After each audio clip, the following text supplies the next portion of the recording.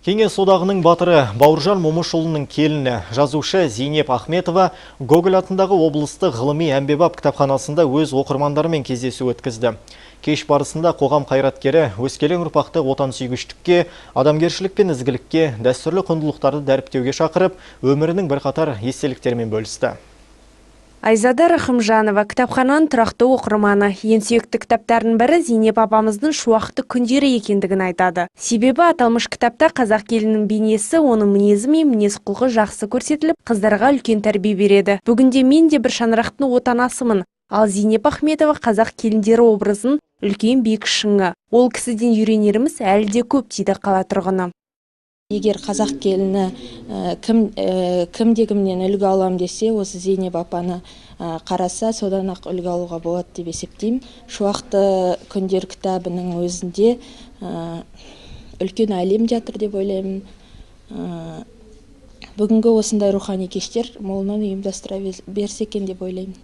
Кездесу кешінде Зейнеп Ахметованы оқырмандар жүрегіне жол тапқан «Шуақты күндер», «Бабалар аманаты» кітаптарының жазылу тарихы айтылып, талқыланды. Мәселен, «Бабалар аманаты» кітабын автор ұзақ жылдар жүргізген күнделігін негізінде жазған. Мұндағы басты әңгіме арқауы батыр Бауыржан атамыздың баяндауында ұсынылады. Автор осыдан 30-40 жылы бұрынғы оқиғаларды күні кеше ғана өткендей, тап қазір ғана болғанда көз алдыңызға келтіріп, сондағы Момышұлы шаңырағында айтылған әңгіме, шертілген сырды шешен тілмен баяндайды.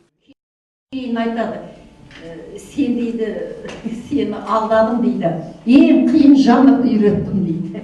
Сөйтсем, роман жазу, повесть жазу ол әлдеқайда оңай екен, әңгіме жазуда. Менікі әңгіме емес, кәдімгі эссе, бір кез келген жеке-жеке оқи беруге болады ол. Сөйтсем, ең қиын жанрды үйретіпті ғой. Сонымен қошы, жаңағы қорқа ол әйтеуір Құдайға сиынып, атаның арбағына сиынып, бір 5-6 эпизодты жаздым да, қолмен. Ол кезде машинка дегенің де апағу керек, біреуге басқызу керек, бәлен түгіл. Аталмыш шара ел тәуелсіздігінің 25 жылдығына арналған жастар дәстүрлі құндылықтар үшін акциясының аясында ұйымдастырылған болатын. Зейнеп Ахметова Қарағандыға сапар аясында бірнеше жоғары оқу орындарында дәріс оқып, Шалқыма концерттік залында қала тұрғындарымен кездесуі де жоспарланған. Айнұр Бекжанқызы, Жасұлан Мақұлбеков, Арман Артаев, бірінші Қарағанды телеарнасы. Міне, бүгін осы руханияттың бір ошағы, жастар осы ортада, осы қазанда қайнап жүрген рухани байлық алып жатқан ортаға келіп отырмыз. Енді бір емен жарқын әңгіме болады деп ойлаймыз. Сіздің «Шуақты күндер» атты шығармаңызды, туындыңызды біршама оқырман оқыды, көңіліне түйді, көкейіне түйді. Осы кітап жөнінде бұл кітап қалай басталды, қалай бастау алды, қалай жазылды, осы туралы бастап баяндап берсеңіз, содан әрі әңгімемізді өріп кетсеңіз деген ойым бар. Сөзге сөйлесіңіз.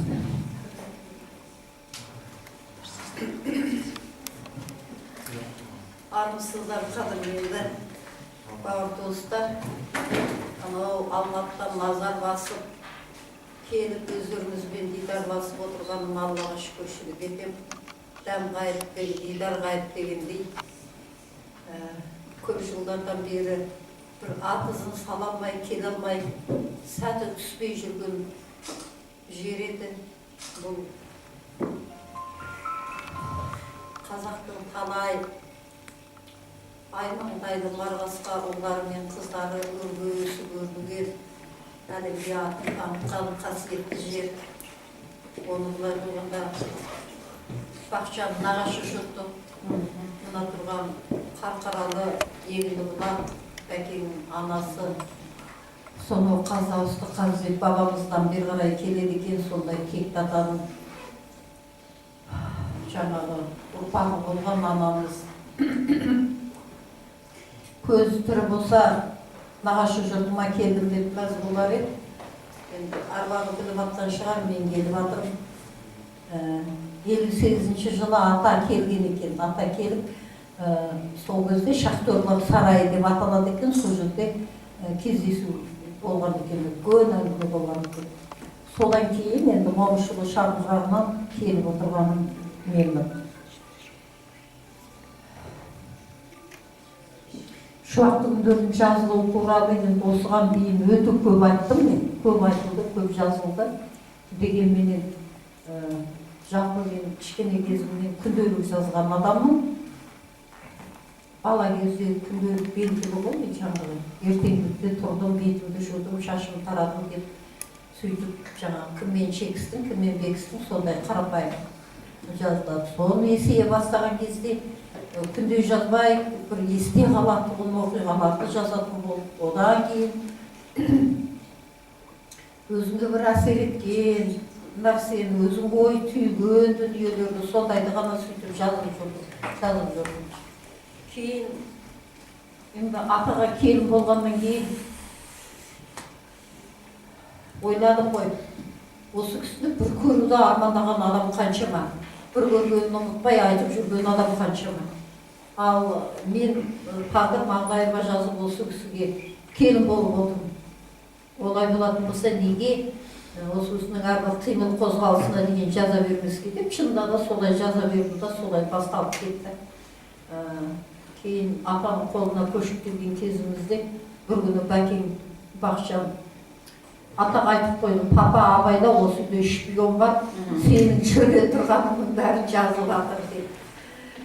Содан кейін енді қазір ата прекратить безобразие деп айғайлап екен деп қорқып едім. Жоқ, ондай ой жоқ. Несі бар, жазса жаза берсін деді. Сырттан іздеп келіп, мені сөйлетіп сөйлегенімді жазып алып, кітап шығарып жатқандарға бар ғой, оған қарағанда атасы ашса алақанында, жұмса жұдырығында, көз алдында жатыр ғой дейді. Содан кейін бірақ қолдары сұмдық ұзын еді ғой, саусақтар. Сұқ саусағымен былай нетіп, бірақ өз көзіңмен көргеніңді, құлағыңмен естігеніңді ғана жаз. Мен туралы айтылатын вагон анекдоттарды қоссам, ана жақтан келіп сирағымды сындырам дейді, өліп қалсам дейді, ана жақтан келіп сирағымды сындырам. Это тебе не к лицу деді, ондай нәрсені жазып. Вот мінекей, ешқашан ата туралы жаңағы сөз қосып, болмағанды болды деп, немесе осылай болуы мүмкін ау деп ондай нәрсе жазған емеспін. Қорқам, атаның рухынан, аруағынан қорқам. Ол кісі ылғи онсыз да белгі беріп жүреді. Анау бір жолы Қызылордада, 87-ші жылы Қызылордада арнап шақырды. Марқұм Дүкенбай Досжанов деген жазушы бар. Сол Бақытжан үшеуміз барғанбыз. Бірден кітап жаңағы жәрмеңкесіне алып бардық. Сол жерде біздің кітаптарымыз бар екен, жаңағы ел деген былай кезекке тұр, қолданға алып алдық. Үшеуміз жерде отырмыз. Мен ана адам көп алдыма келген кітапқа қол қоя бердім. Кейбіреусін аңғармай қалдым. Содан кейін қонақ үйге келіп, бүйтіп креслоға отырып, шаршап көзім ілініп кетіпті. Құлағым ана жердегі анау нелердің дауысын естіп жатыр адамдардың. Бірақ өзім түс көріп жатырмын. Ондайды түс демейді, ондайды аян дейді. Сол біреу көк жеткенмен бұлай ұрып жатыр. Бүйтіп қарасам ата екен деймін. Түс көріп жатырмын. Түсімде жаңағы жәрмеңкеде жүрмін. Кітап жазып жатырмын.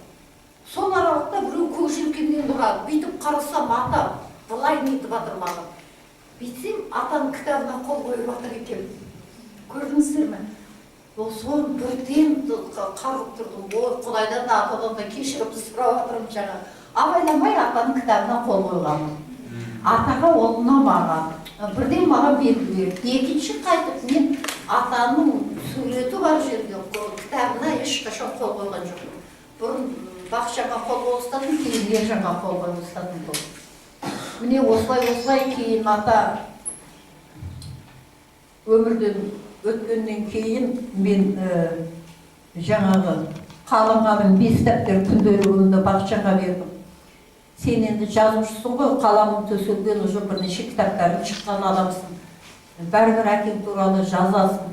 Сол кезде саған мынау шикізат болсын.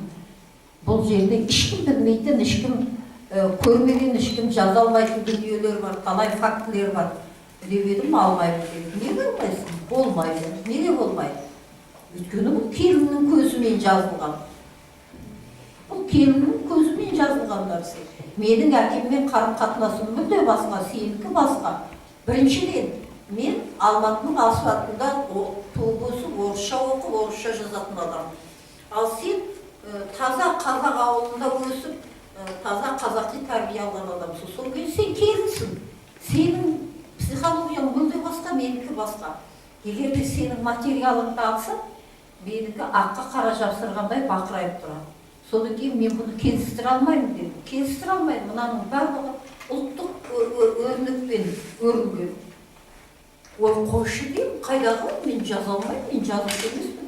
Әшейін сен үшін, өзім үшін жаздым, не мынау Ержан үшін жаздым.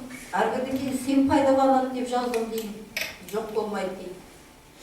Содан бір күні үйге Сейд Ахметбердіқұлов, ол кезде Лениншіл жастың редакторы. Сол кісі келді. Аударма жасатуға бақшанға. Шай ішіп отырған кезде сол бәкең ағаға айтып қойды жаңағы. Аға, ешкімде жоқ, керемет материалдар бар, мына Зейнепте бәу-дәу 5 дәптер бар, іші толған жаңағы папа туралы әңгіме еді.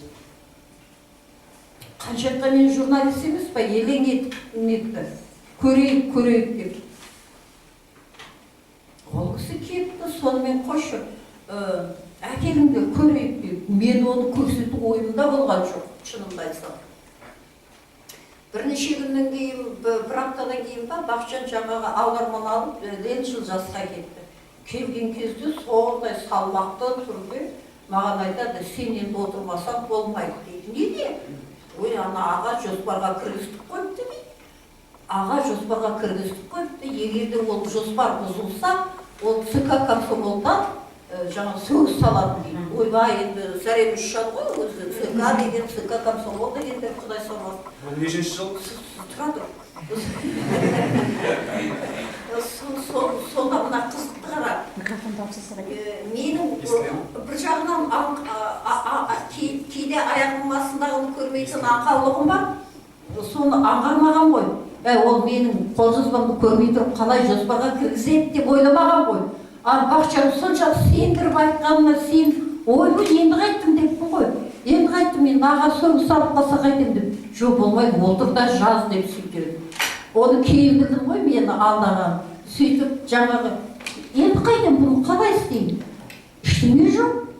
Басына кішкене кіріспе секілді анау айтатын әңгімеңе әуен бер, соңында қорытынды жаса, болды қалғанын айып тұр дейді бәкең. Шынында да сөйтіп саған ешкім повесть роман жаз деп отырған жоқ. Әр эпизодыңды бөлек-бөлек өзінше әңгіме болып шыға береді ол деп. Сөйтіп Бақытжан үйретті мені жаңағы. Былай істе деп жалпыламас жаңағы түсіндірді. Кейін айтады, сен дейді, сені алдадым дейді. Ең қиын жанрды үйреттім дейді. Сөйтсем, роман жазып, повесть жазып ол әлдеқайда оңай екен. Әңгіме жазуда. Менің әңгіме емес, кәдімгі эссе. Бір кез келген жеке-жеке оқи беруге болады ол. Сөйтсем, ең қиын жанрды үйретіпті ғой. Сонымен қошы, жаңағы қорқа ол әйтеуір Құдайға сыйынып, атаның арбағына сыйынып, бір 5-6 эпизодты жаздым да, қолмен. Ол кезде машинка дегенінде апару керек, біреуге басқызу керек бәлен түгін. Ондағы ойым, ағаға айттым, аға дедім, мынаны Бақытжан екеумізден басқа ешкім білмейді. Оқып көріңіз, егер жарамаса, ешкімді көрсетпен зәтей машинкаға бастырған жоқпын дедім, таралып кетпесін деп. Қол жазба үй апардым. Содан не дейсің? Біз атаның жылын уақытына жеткізбей бердік. Ал тура ата қайтыс болған күн, ол 10-шы шілдеде Пәленше Момышұлының өмірден өткеніне 1 жыл деп үлкен бет арнады. Сол жерде келіннің күнделігінен деп берді да жіберді. Сөйтсем, елдер атаны сағынып жүр екен. Тағы бір жаңа не айтылар екен дегендей сағынып жүрдім. Оның үстіне қазақ әдебиеті тарихында келіннің атасы туралы жазғаны ол бұрын болмаған екен, бірінші рет. Сөйтсем кейін анау атаның рөлін ойнаған Махаттың әртістері айтады, орыс әдебиетінде де жоқ ондай дейді. Мысалы, жолдасы, әйелі, қызы, ұлы, достары жазған не бар екен да, келін жазған нәрсе жоқ екен. Сонда біздің Қазақстанда бірінші рет болып отыр. Ал халық бірден көтеріп алып кетті, содан алдымен шағын ғана, 8 баспа табақтай шағын ғана кітапшасы шықты. Содан кейін халықтың сұрауы бойынша екіншісі шықты, содан кейін орысшасы шықты. Сөйтіп жүргенде Совет үкіметі құлап қалды. Содан кейін мұнда 2008 жылы Алматы кітап баспасы орысша, қазақша 2 томды бірге шығарды. Сонда да өзі сондай бақытты кітап болсын. Әлі күнге дейін адамдар іздейді, әлі күнге дейін оқиды, әлі оқылады. Мысалы, кеңес өкіметінің кезінде жазылған талай романдар қазір оқылмай қалды. Ешкімге керегі жоқ, жастарға қызықсыз болып қалды. Ал мынау әлі күнге дейін оқылады. Өйткені бұл жерде саясат жоқ ешқандай. Мынау жасандылық жоқ. Барлығы да атаның аузымен айтылған сөз. Атаның мен жаңалық ештеңе жасаған жоқпын. Тек атаның айтқан сондай ұқыпты болдым, сақ-құлақ болдым. Мүмкін болғанша қағазға түсіріп өткіздім. Кей кездерде май-май қолымда алдындағы шалғышыма сүрте салып отыра қалып, жаңағы ас үйде соны ұмытып қалмайын деп жаңағыны жазып сөйтіп жүрмін. Мына қолдарымызға тиген сол шуақты күндер, одан кейін енді кеңес өкіметінің кезінде көп нәрсе енді рұқсат еткен жоқ. Етпейтін. Бәрібір цензурадан өтпейтін. Ол жерде мына ұлттық құндылықтарды көп жібере бермейтін бір. Екіншіден, атаның жаңағы дінге қатысты, мемлекеттік құрылысқа қатысты, рух, жан деген нәрселер туралы ойлар ол тіпті өтпес еді. Сондықтан жатты, жазылған нәрсе жазылып тұра береді екен. Мақұл бір реті келер дедім. Соныменен жаңағы бабалар аманаты шықты, ол енді мынадан үлкен әлдеқайда толық біраз нәрселері қамтылды өзі. Бірін-бірін толықтырып, анау шуақты күндер менің жап-жас кезімдегі атаның қолына келген кезде мен бар-жоғы 25 жаста болатынмын. Біз атаның қолына көшіп келген кезде ойпырмай сонда қызметімді қалтырып, телестудияда істеп жүрген арбайғат қызметімді қалтырып атаны күтуге келдім. Сонда ойладым ғой, қызмет табылар, мен әлі жаспын. Ал ата болса күтімге зару. Кемпірі өтіп қалды. Мен күтуім керек. Енді мен күтпесем, менің кінәнің барлығы ол маған қалады, менің парызым деп, сөйтіп қызметті қалтырды. Мына Совет өкіметінің кезінде кішкене жұмыс істегендер біледі, ол кезде өздігінен жұмыс тастау деген ол сұмдық бір жағынан. Қазір ойласам, ерлік екен деп ойлаймын.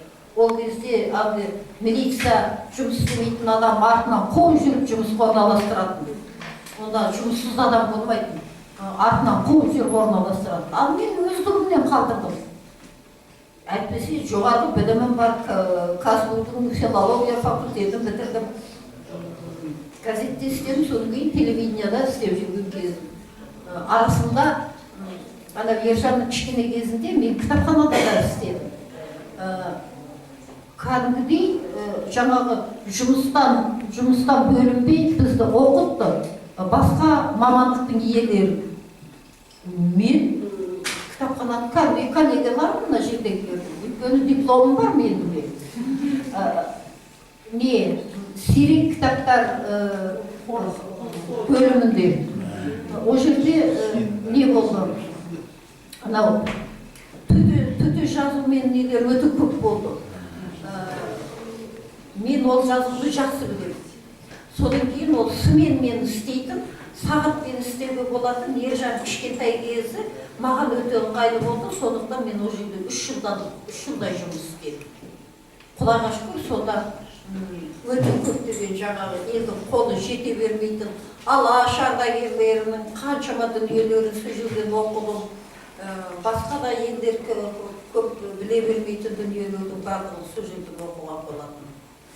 Сөйтіп осылай екі кітаптың екеуі де дүниеге келіп, енді қайтадан тағы да басу керек болып жатыр. Өйткені сұраныс өте көп дейді. Кітаппен айланысып отырғандар айтады, сұраныс өте көп дейді. Бабалар аманатын қайта сұрап жатыр. Енді жылдың аяғына дейін ары кеткенде келесі сол январь айларында бұл кітап қайта шығады.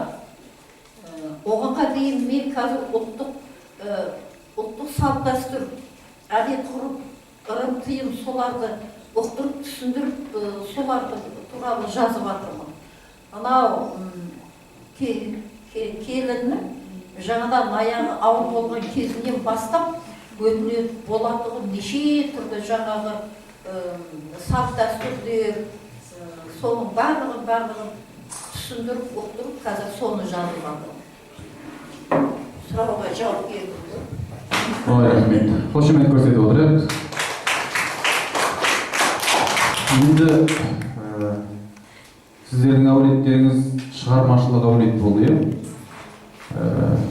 Баукең атамыз жазды, жарыңыз Бақытжан ағамыз жазды. Сіз де арасында жаңа өзіңіз айтқандай түртіп отырдыңыз. Сол кезде шығармашыл адамдарға бірнеше адам, мысалы бізде ерлі-зайыпты ақын жазушы қыз-жігіттер бар. Соларға бір өмірлік тәжірибе ретінде айтып өтсеңіз, бұл қандай процесс жалпы? Ол адам буырқанып, шамырқанып, шабып келген кезде оған қандай жағдай жасау керек? Ол ізденіс үстінде қандай жағдайда болады? Сол туралы айтып өтсеңіз бізге. Жалпы жазатын адамдардың бір аяғы 8, бір аяғы 9 болып жүреді. Шынын айтқанда. Бірде көл, бірде шөл. Көңілдері де, мінез құлықтары да сондай. Жазғысы келген кезде, мысалы үшін, марқұм Бәкең, анау керемет ар жағынан құйылып, жазғанда сөйлеп отырып жазады. Ондай кезде есікті жауып қоям, мына жақта мүмкін болғанша телефонды сылдырлатпай, біреу іздеп келсе, мына жақтан жіберіп, сөйтіп, жаңағы сөйлеп отырып жазады. Соны кейін, ол өмір бойы машинкада істеді. Сақылдап атады машинкасы, сақылдап жатады.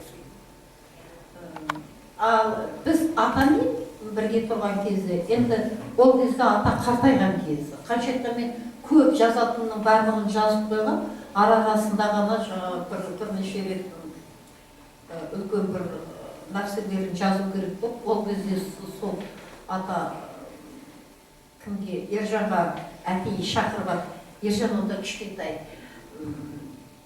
Ол кірме дегенге қарамайды ғой, бала ғой, кіріп кетеді атасының қасында. Сонда атаның ана мықты психолог, педагог Ержанды шақырып алып айтады, Ереке, мен саған бір тапсырма берейін деп едім. Мынау сенің әкең мен шешең мазасыз, мен саған арнап бір кітап жазайын деп едім. Ал мінекей қайта-қайта кіріп кетеді, осыларды сен кіргізбеші, жарайды. Демеді ана қуанып кетті, ата мен оларды да кіргізбеймін, өзім де кірмеймін. Енді бәле болды. Сол жаққа қарай жүксіп кетті, болмайды деп тұра қалатын болды. Телефон сындырмаса барады да, ата жұмыс істеп жатыр, мен қойып қояды. Сөйтіп қызық болған жаңағы. Ана алдымен баланың көңілін тауып, ары саусағының барлығы, мына жер сүйегіне дейін батып кеткен жаңағы қолы. Қолын жазды. Сол бақша машинкаға басып кетті. Ондай кездерде енді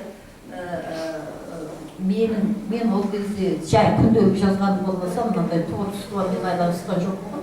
Сондықтан солардың әрбір қас қабағынан несіне қарап, жағдайын жасап дегендей, үйге келетін келіп ойламаған жерден тұйықсыз адамдар келіп қалады.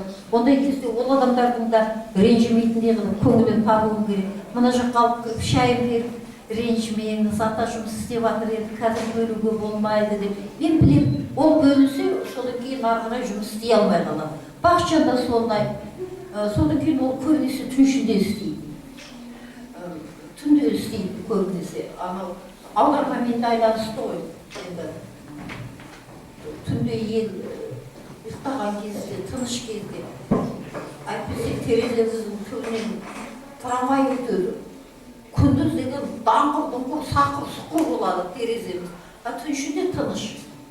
Түнде, көбінесе түнде істейтін да, күндіз демалатын. Сондықтан оның тамақ ішетін уақыты бөлек, оның жағдайы бөлек дегендей. Қаншаққа мен творчествоның адамдарына жағдай керек. Жағдай міндетті түрде керек, онсыз болмайды. Сондай бір шабыттанып, арқаланып жазып отырғанда түкке тұрмайтын титімдай нәрсе бычытын шығаруы мүмкін. Бычытын шығаруы мүмкін. Сондықтан енді кейін мен өзім жаңағы жазуға кірісіп кеткеннен кейін оның барлығын жақсы білгендіктен, ал мен жазған кезде отыр жаз дейді бәкен, мен айтам, ой қойшы, мен тамақ жасауым керек, мен сөйтуім керек, мен бүйтуім керек, ана жаққа баруым керек, мына тойға баруым керек, бәлен түгел. Осы мына бабалар аманатын ағам марқұм, бәкен марқұм өмірден өтетіні көрінді ма, тура мені зорлағандай қылып, дайын тұр ғой дүние, неңде дайын тұр, жасақ қойған күнделігің дайын тұр, отыр да істейші дейді.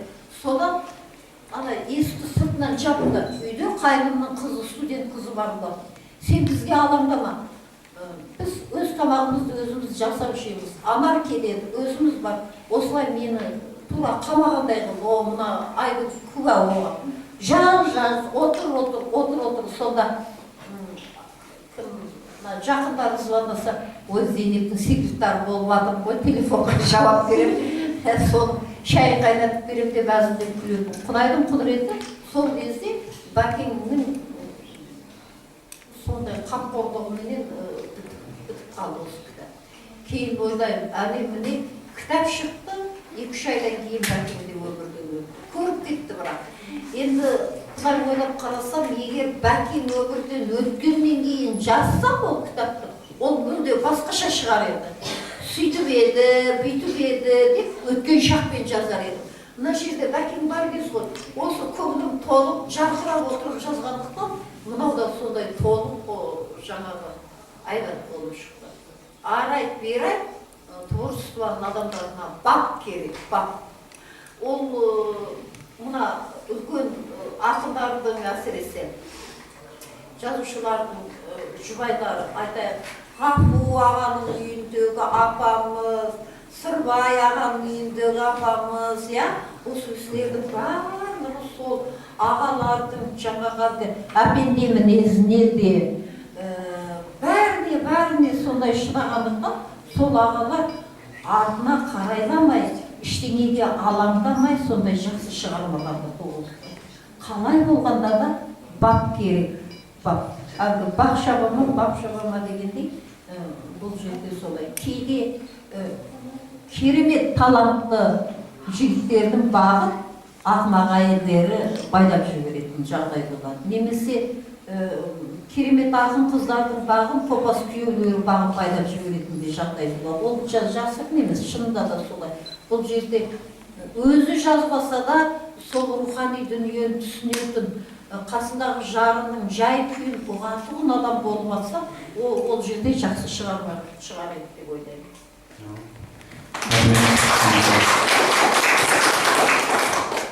Ал енді 40 жыл қырғын болса да ажалды өледі дейді. Қаншама жүздеген шайқаста әскер бастап, содан батыр болып оралған Бауыржан атамызға Алланың әмірімен немере сыйлап, үйге немере келген кезде шуақты күндерде өзіңіз суреттейсіз ғой, перзентханаға келген кезін айтып берсеңіз.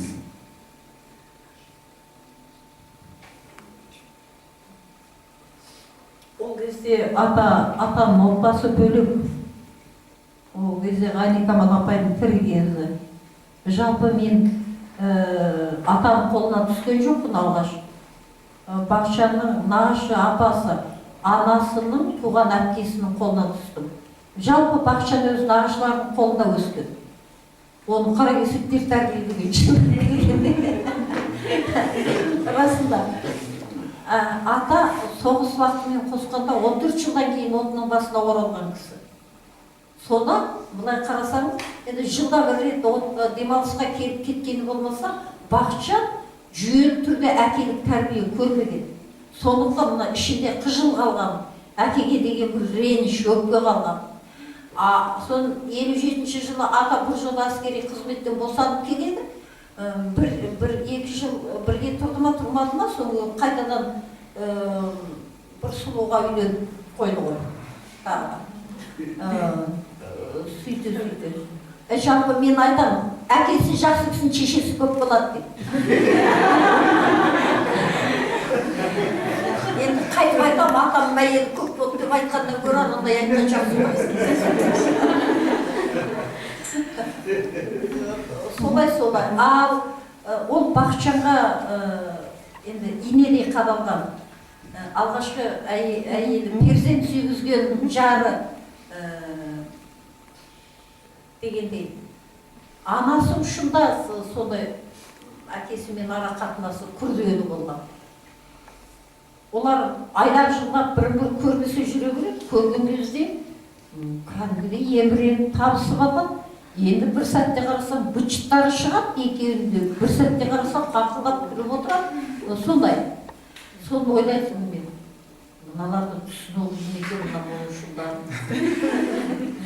Мен бөлініп жарылмаған бүтін отбасында өскен. Ол әкемізді Бақытжан ұқсап сен деп сөйлемейтін. Сен деп сөйлейтіп сөйлей беретін, әкесін мен сен деп сөйлесетін Бақытжан. Оқыған кім деп. Сол бір жағынан ойлайсың.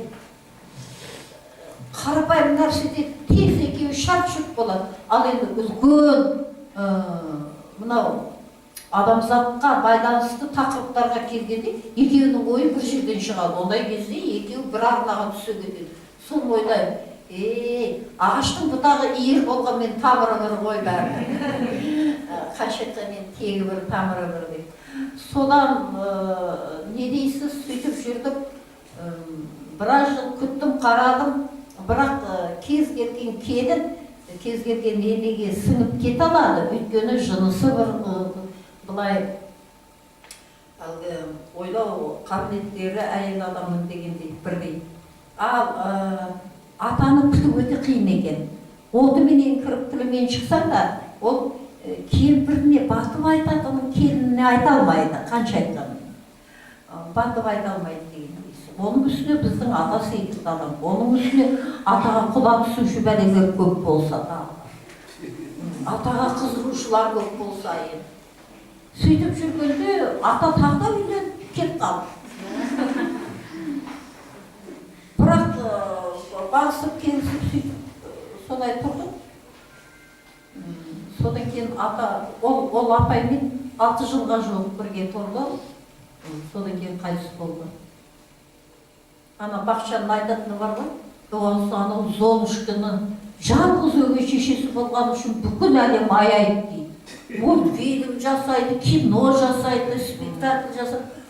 Соны тегі сонша түгермейді дейді. Мен кіммін сонда? Үш өгей шеше көрген мен кіммін дейді. Мен Золушкпын дейді.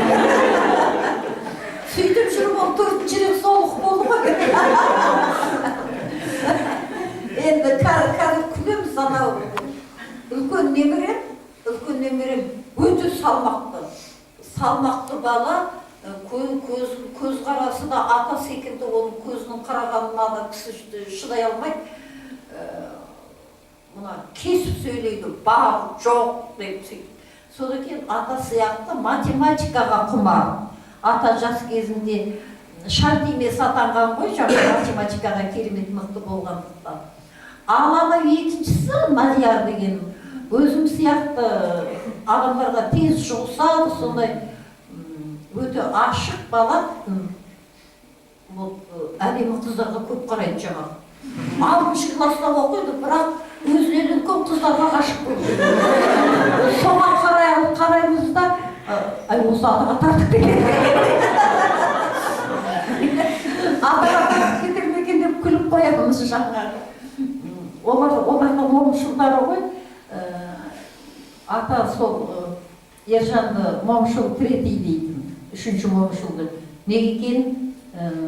Ары қарай момышылы бола беріңдер деп солай өсиет қалдырған. Сөйтіп содан бұлардың бәрі момышылы. Анаусы 4-ші, анаусы 5-ші әйтеуір сөйтіп бара жатыр. Ары қарай өсе берсін, өне берсін. Ержан бір тал болып қалды, тұқымына тартып. Атаудан жалғыз, атадан Бақшан жалғыз, анау қанша апалар болды, өміріне серік болған, бірақ Бақшан жалғыз болып қалды. Бақшаннан Ержан жалғыз болып қалды. Мен үлкен отбасында өскім. Меніңше анам да көп құрсақ көтерген кісі. 9 ұл бір қыз туған кісі. Қызы бар қандай болады екен? Беті қисық, мұрны пұшық болса да бір қыз берсе деп солай тілепті да, мен осылай ұсқыл сөйдім. Кішкене әдемілеп тілемеді ма тілегеннен кейін? Ағаларым секілді ұзын бойлы, әдемі, сұлу дегендей. Сол біз бесеуіміз аман есен өсіп жетілгенбіз, анау бесеуі кішкентай кезінде шетінеп кеткен екен. Адам көп келетін, туған туысқандар осы ағып келіп жатады, сондай көпшіл үлкен отбасында өстім. Мен Ержанды келе сап көтердім. Төсекпен көтерді дегендей, сол төсекпен ақ көтердім. Бірақ сол бір баламен тоқтадым да қалдым. Бітті. Бармаған жерім қалмады, дәрігерге де көрдім, бәрі бар. Бір үлкен кісі айтты, Ташкентте бір көріп келдік бар адам. Қарағым, бұл тұқымына тартқан екен, өзі тұқымы жалғыз екен ғой деді. Мен айтқан жоқпын кім не екенді. Енді болды, ешқайда бармай-ақ қой, осыны тілеуін тіле. Құдай бірден бере ма, оннан бере ма дегендей. Осы баламның балалары өсіп өнсін деп сөйтіп бата беріп, сонымен қойдық. Енді Құдайға шүкір, қазір сол 2 немере бар. Біреусі биыл оқуға түсті. Назарбаев мектебін бітіріп еді. Физика, математикаға өте үйір. Биыл британский грантқа түсіп кетті. Ана кішісі Мадияр 6-шы класста оқиды, Махатма Ганди атындағы, ол да сол физика, математика бағытындағы. Енді Құдай беріп жатса, тағы болатыны бола жатар. Қазірше бары осы. Атаның гүл алып келгенін айтып беріңіз. Қазір айтайын. Айтып берейін, оны ұмытып кеттім ғой. Өзі әсілі мен гүлді ұнатпайтын адам. Көп жерде білмейді, анау әдетпен гүл береді. Неге екенін білмеймін, мен кішкене кезімде мені қияли дейді екен, әуей дейді екен. Өйткені жаңағы шөппен, гүлмен, құмырсқамен сөйлесіп жүретін көрінеді. Басқа қыздар қуыршақ ойнап, бестас ойнап, сөйтіп жатқан кезде жаңағы ағашпен де, гүлмен де, құмырсқамен де сөйлесіп жүретін көрінеді. Содан кейін ана шешем ойбай, мынау есі ауса ма, мынаны жылы ертіп кетті ма дегенде әкем айтады екен, тиіспе, ол табиғатты біліп жүр дейді екен, жаратылысты танып жатыр дейді екен. Сөйтіп жаратылысты қаншалық танығанын білмеймін, бірақ күні бүгінге дейін мен өзім өсірген гүлдеріммен сөйлесе беремін шынында. Далада өсіп тұрған әдемі өсімдік, өсіп тұрған гүл, соның қасында бір аялдамай өте алмаймын. Содан кейін бізде кішкене кезімізде жаңағы гүл жылма дейтін. Биыл бір гүл жылса, келесі жыл 10 гүл шықпайды дейтін. Өйткені гүлді ұрықтанбай жұлып алсам, ол ұрығып түспейді ғой жерге. Ал бір гүлдің өзінің келесі жылы 10 гүл шығуы мүмкін. Мына қазақ көкшепті жұлғызбайды ғой. Сол секілді осы әбден бойыма сіңген, содан кейін анау 1-2 күн тұрады суда, соның кейін уже иістене бастайды, жаңағыны лақтырып тастайсың, соны ойлаймын ғой. Бұның несі сыйлық? 2 күннен кейін жаман иісі шығып кететін бәлені. ең болмаса өрік болса бір жүйін жеп қоятын, немесе печенье болса бір жүйін, кітап болса бір жүйін бұл. Сондықтан менің жақындарым ешқайсысы маған гүл сыйламайды. Мен кейде болады, еш жерге гүл апармаймын, бірақ амалсыздан гүл апаратын жерім бар. Мысалы, анау Мақпалдың концертіне барғанда, енді Заманбек екеуміз бөлеміз. Сондықтан енді Заманбек жоқ, көңілі орта ғой деймін да, анау үлкен корзинкаменен гүл апарам, сахнаға шығарып жіберем, болды. Сол Ержанға босанған кезде Бақжан жоқ еді. Осы Целиноградқа, ол кезде Целиноград қой қазіргі Астана, сол жаққа бір сол кезде не болатын, анау астықтың кезінде, астық оратын кезде выездной редакция дейтін болатын. Иә, солар баратын, жаңағы мынау тың өлкесіне келіп жазатын, сөйтетін, бүйтетін, сондай. Сол жаққа кетіп қалған, кешігіп атқан келуден. Сол кезде әйтеуір Алла тағала Ержанды өмірге келдірді. Содан енді апа хабар берген ғой, апамыз. Мен роддомда жатқанда бір кезде мынандай роза, анау бойы аласа қыз көрінбейді ар жағынан, әрең құшақтап кіріп келе жатыр. Ахметова деп, мен бірден білдім, бұл ата деп. Өйткені ондай нәрсені ол ешкім істей алмайды. Жаңағы естігеннен кейін менің інімді шақырады да, Камал дейтін інімді. Жүр деп барып, енді сонша жаңағы бүткіл базардағы жердің розасын барлығын жинап, олар да жырғап қалды, бірақ күнде сөз. Ана қыз құшақтап зорға кірген. Таң қаласың, енді егер шашып жіберсе, тура кілем болайын деп тұр. Сол палатада бақандай алтай еді жатырмыз. Әрқайсысына бердім, қалған ана қызға айттым, таратып берші айналайын деп. Өзімді алам дейді, ала ғой дедім. Сонымен жаңағы перзентханадағы әйелдердің, босанып жатқан әйелдердің бәріне жаңағы гүлді бердік.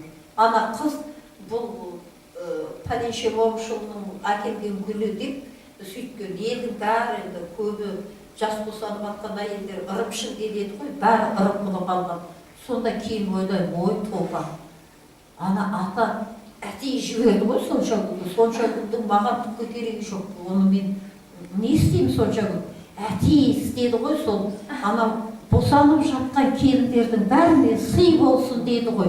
Ай, қандай ақылдылық деп солай таң қалдым. Сондай жағдай болды. Тамаша. Сұрағын өзің ғана қоя бересің, мына жақта да сұрау қоя. Сауалдарыңыз болса дайындай отырыңыздар. Енді бір тағы да бір мәселе, қазіргі замандағы жалпы жастардың қоғамдағы келеңсіз жағдайларды көргенде, баяғыда үлкен кісілер қатты киігенде тексіз деп айтады екен ғой. Тексіз деп. Ал енді қазақ өзі жалпы адамды екі категорияға бөледі ғой. Жақсы, жаман деп. Жақсыдан жаман ұл туса, жаманнан жақсы ұл туса, күндердің күні болғанда тартпай қоймас негізге дейді. Қазақ бір-бірімен жолыққанда, амандасқанда, немесе танысқанда, бір-бірімен құда болғанда ру сұрасып жатады, тегін сұрасып жатады. Сол кезде жаңағы мәселе тек деген нәрсеге келіп тіреледі ғой. Қазіргі бір көңілге қаяу түсіретін, бір көңілге кірбің келтіретін сәттер келгенде, көргенде жаңағы бір тексіздігі ма деп ойлайсың да, соны жасап тұрған адамның. Бұл жағдайға біз қалай жеттік, мысалы? Осы туралы айтып берсеңіз. Біз бұл жағдайға қазақ халқының мінез құлқының психологиясының осылай мүлде басқа кішкене басқа жаққа қарай ауытқыңқырап кеткені, осыншалық өзгергені біз бір күнде жеткеніміз жоқ бұған. Ана тасын ала берсе тауда таусылады дейді. Тасын ала берсе тауда таусылады дейді. Біздер солай көзге көрінбей жайлап құрылдық. Ал адамдар көзге көрініп тұрған нәрсені байқады, ал мына жақта астынан су жіберіп жатқан көп нәрсені күні бүгінге дейін байқаған жоқ. Сіздердің көпшіліктеріңіз жазатын адамсыздар, кітап оқитын адамсыздар. Тыңдаңыздар, мен сіздерге қазір айтайын. Біздер кеңес өкіметінің кезінде ана болдық. Перзентханаларда, көпшілікке арналған перзентханаларда босандық. Сонда бір палатада жаңағы орысы бар, кәрісі бар, еврейі бар, қазағы бар, мысалы 6 әйел жатты. Иә? 6 әйел жатты. Баламызды бірден әкелген жоқ. 2 күннен кейін, кейбіреусіне 3 күннен кейін әкелді. Ол кезде солай болатын. Соны ешкім ойламайды. Неге олай деп? Перзентхананың өзінің ережесі деп қабылдадық біз соны. Сол алғашқы 1-2 күнде сенің уызыңды сауғызтып әкетеді. Балаға береміз дейді. Бірақ мен білмеймін ғой, оны балама беріп жатыр ма, бермей жатыр ма, білмеймін.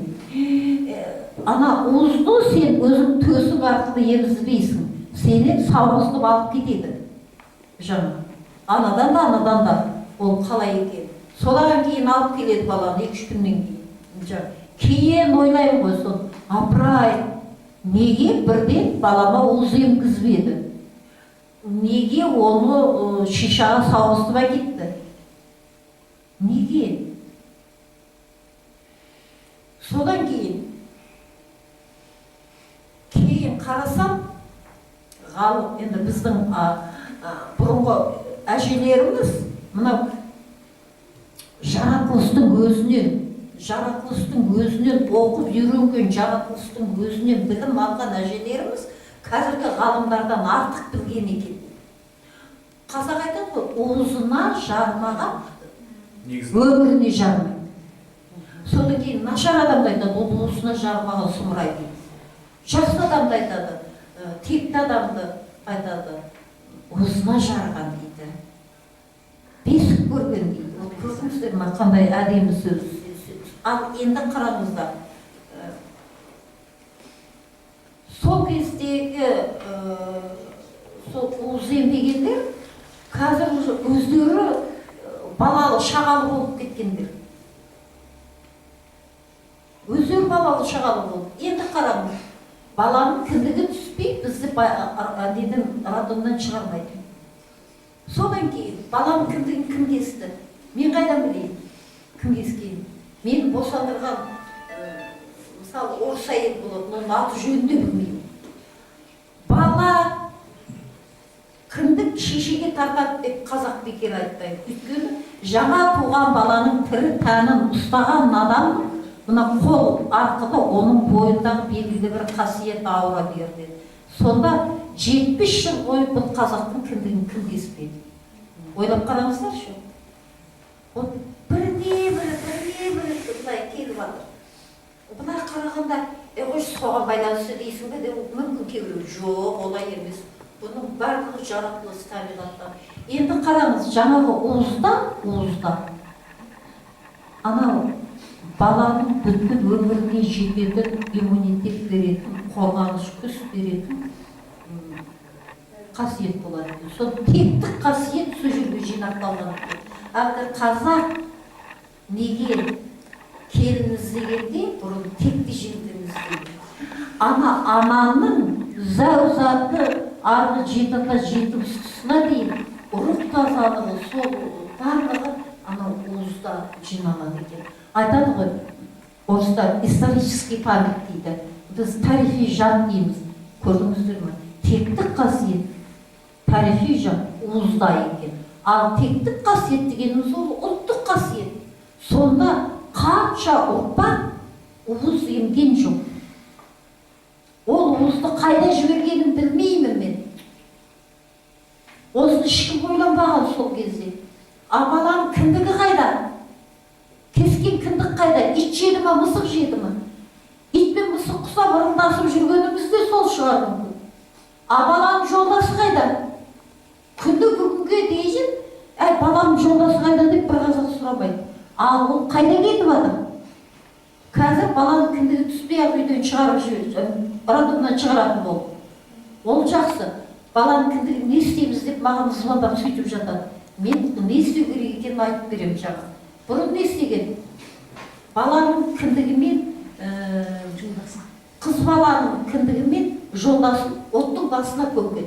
Өйткені әйел адам үйдің алтын қазық берекесі, ол оттың иесі, ол қазанның иесі, ол балалардың анасы болады. Сондықтан ол оттың берекесі ұстау керек. Әлгі оттың басына түкірме, оттың басын баспа дейтін тыйым осыдан қалған. Ал ер азаматтың, еркек баланың кіндігін табалдырықтың астына көмген. Табалдырықты баспа дейді ол. Неге? Табалдырық анау үйіне ие болсын, босағасына ие болсын, шаңырағына ие болсын, ер азамат болсын, баласына әке болсын, әйеліне жар болсын деп солай істеді. Ал еркек баланың жолдасын жуып, аққа орап, алды қырды асырып барып таза жерге көмген. Елін жұртын қорғайтын, алды қырды асып жүріп, отының басын сақтайтын, қорғайтын азамат болсын деген. Мінекей көрдіңіздер ме? Ол жайдан жай емес. Ол адамның тірі тәні, ол адамның бөлшегі. Ал енді осы қайда кетті? Ит жеді ма, мысық жеді ма? Біз білмейміз ғой. Құрт құмырсқа жеді ма? Сол кездерде еміс-еміс еститінбіз. Ана әйелдердің жаңа баланың жолдасын арнайы ығыстарға салып, неге Москваға жібереді, одан ары алтынға салды. Ол жайдан жай емес, ол жай айтылған сөз емес. Енді жарамдысының бәрі солай кеткен. Өте бір бүлінген немесе ауыр шаң әйелдердікі болмаса, жаңағының барлығы арнайы приборларға салынып, сол Москваға кеткен, ары алтынға салынып отырған. Ол парфюмерияға жұмсалған. Ойлап қараңыздаршы, сонда әрбір жаңағы қазақтың баласының жолдасының қайда кеткен. Күні бүгінге дейін ешкім сұрамайды. Мен айтамда неге сұрамаймыз біз? Әй, баламның жолдасы қайда деп неге сұрамаймыз? Неге оны апарып көпейміз арулап? Деймін ғой, мінекей көп. Бұл жерден де кеткен. Көп нәрсе кеткен. Немесе жаңадан жерік болған кезде, осы кезде мынандай нәрсеге жерік болдым дейтін келінді кездестіру өте қиын. Олар әрі кетсе тұздаған қияр жейді. Бұл не? Бұл тектік, тоқырау. Бұл алқу. А неге бұлдары, мысалы үшін аналарымыз нақты бұл нәрсеге жерік болып? Ойлап қараңыздаршы. Нақты бұл нәрсеге жерік болып. Мысалы үшін, жаңа бұларыңыз келеке қылмет, мен бүгін көп сөйледім деп сөйсем, енді мамамыздың неменеге жерік болғанын ұмыттыңыз ба деп. Менің шешем жеті ұлдан кейін енді мені көтерді, бірақ сол қиналған, жаңағы жерік асын таба алмай біраз қиналып жүріпті. Ол жерік асты тауып беру, жерік асты табуға көмектесу, бұл үлкен қасиетті іс саналған. Анау құрсақ шашу деген сол жерік асқа байланысты жасалатын отырыс болған. Алдағы әйелдер, туысқан әйелдер бәрі үйлерінен бір-бір тамақ, әуес нәрсе жейтін солай алып келеді екен. Келіннің көңілі неменеге шабады. Көрдіңіз ба қандай? Қаншалық қамқорлық жасаған. Қазір кім істеп жатыр оны? Құрсақ шашу жасады ана біреу, кейінгі алған тоқалына. Екі düz адам шақырып, айда кеп арақтарын ішті деп сөйледі, биледі. Оның несі құрсақ шашу? Тіпті ол әйел туып болғанша не заман өтеді, ол қандай жағдай болатынын қайда біледі. Ана жерде бұл бір қасиетті іс саналған. Біздің тоқырауға, ұлттық тоқырауға ұрынғанымыздың бір белгісі ол шықта жатыр. Неге? Өйткені жаңағы айса жамандағалай боласың. Дәрігерсіз күн көре алмаймыз. Бірақ женский консультация дегендер бәріне бірдей дәрумен береді. Бәріне бірдей токсикоз дейді да таблетка береді. Рас қой? Рас. А ешқайсысы, мына бейшара неменеге көңіл ауып жатыр екен деп ешкім оны ойламайды. Енелер, олар да кешегі совет өкіметінің келіндері, олар өздері де неменеге жерік болғанын білмей өскен. Мысалы менің анам сол маған жерік болғанда қиналып жүріпті. Дөп басып таба алмай, неменеге жерік болғанын білмей сөйтіп жүрген. Олар алыпта көршісі әке шешемді қонаққа шақырыпты, жақсы араласатын көрші. Ой, алыстан нағашымыз келіп еді, бірге дастархандас болыңыздар деп. Содан барған ғой, бір кезде анау үлкен кісінің алдына бас әкелгенде, ол кісі құлағын кесіп үйдің баласына береді. Мына жақсы сөзге, жақсы сөз естіп жүр, жақсы сөзге құлағын түрік болсын деп, сөйтіп құлақты береді балаға. Содан кейін таңдайды алады, сол үйдің қызына шешем бол, жаңағы ділмәр бол, ақын бол, әкел қолыңды деп қолына ұрып таңдайды береді. Сол шешем жаңа таңдайды көргенде аузын суы қойды. Сол жұлып алуға осы көңілі алып кетеді. Содан кейін бірақ неменеге көңілін алған түсінеді. Үйге келе салады да әкем айтады, Әсеке қойсай таңдай жейін дейді. Содан кейін шеше әкем дәрігер адам алғашында түсінбей күледі да, содан кейін түсінгеннен кейін айтады, 1-2 күн шыдашы дейді. Содан әкем түсінеді, ол бір қойды сойды, бір таңдай жегеннен жеріге қанбайды. Бір таңдайға. Содан достарыменен ақылдасып өздері кеңеседі да, жаңағы оннан аса адам бір күнде бір мезгілде әрқайсысы өз үйінде қой сояды. Бір мезгілде жаңағы ет пісіреді. Бір мезгілде жаңағы таңдайды суытпаған күйі оннан аса таңдайды шешем әкеліп береді. Содан шешем айтады, әргіні жеп, порап шығып, терлеп дейді, рахаттанып, сондай жақсы халге түстім дейді. Екінші айтып, сұрамаған, өйткені бір ретке қалып жегенден ұшы жерге қанған. Соны жаңағы әкемнің достарын шақырып, рахмет айтып, қонақ еткен екен. Содан не дейсіздер, мен аяғымнан бұрын жығырлап тілім шығыпты. Аяғым жүрмейді екен, өзім қақылдап сөйлейді екен. Содан сұрай береді екен, ананда сұрайды екен, мынаны. Соны шешем айтады екен. Құдай-ай, жөн түсу нәрсеге жер қоймай, таңдайға жер түсіп, мына қыздың жағы басылмай, құлағын жеп қойды дейді екен. Содан енді кішкене жүре бастаған кезде де тыным таппайтын көрген қосты, лағау демін, алмиян деді. Соны әсіресе қонақ келгенде қағынады екен. Қонақ келгенде баланы ұруға болмайды ғой. Қонағын жақтырмаған баласын ұрады деп. Шешем байқұс амалсыздан шыдайды екен, қонақ кеткенше. Қонақ кеткеннен кейін шыдай алмай мына жұмсақ жерден соғатын көрді. Сол бақырады екен. Шешем айтады екен, Құдай-ай, неге ғана қонақ келгенде сар жақтанып қағынасың деп ұрсады екен. Сөйтсе мен бақырып атып айтатын көрінем. Өзің неге қонақ кеткенде қағынасың дейді.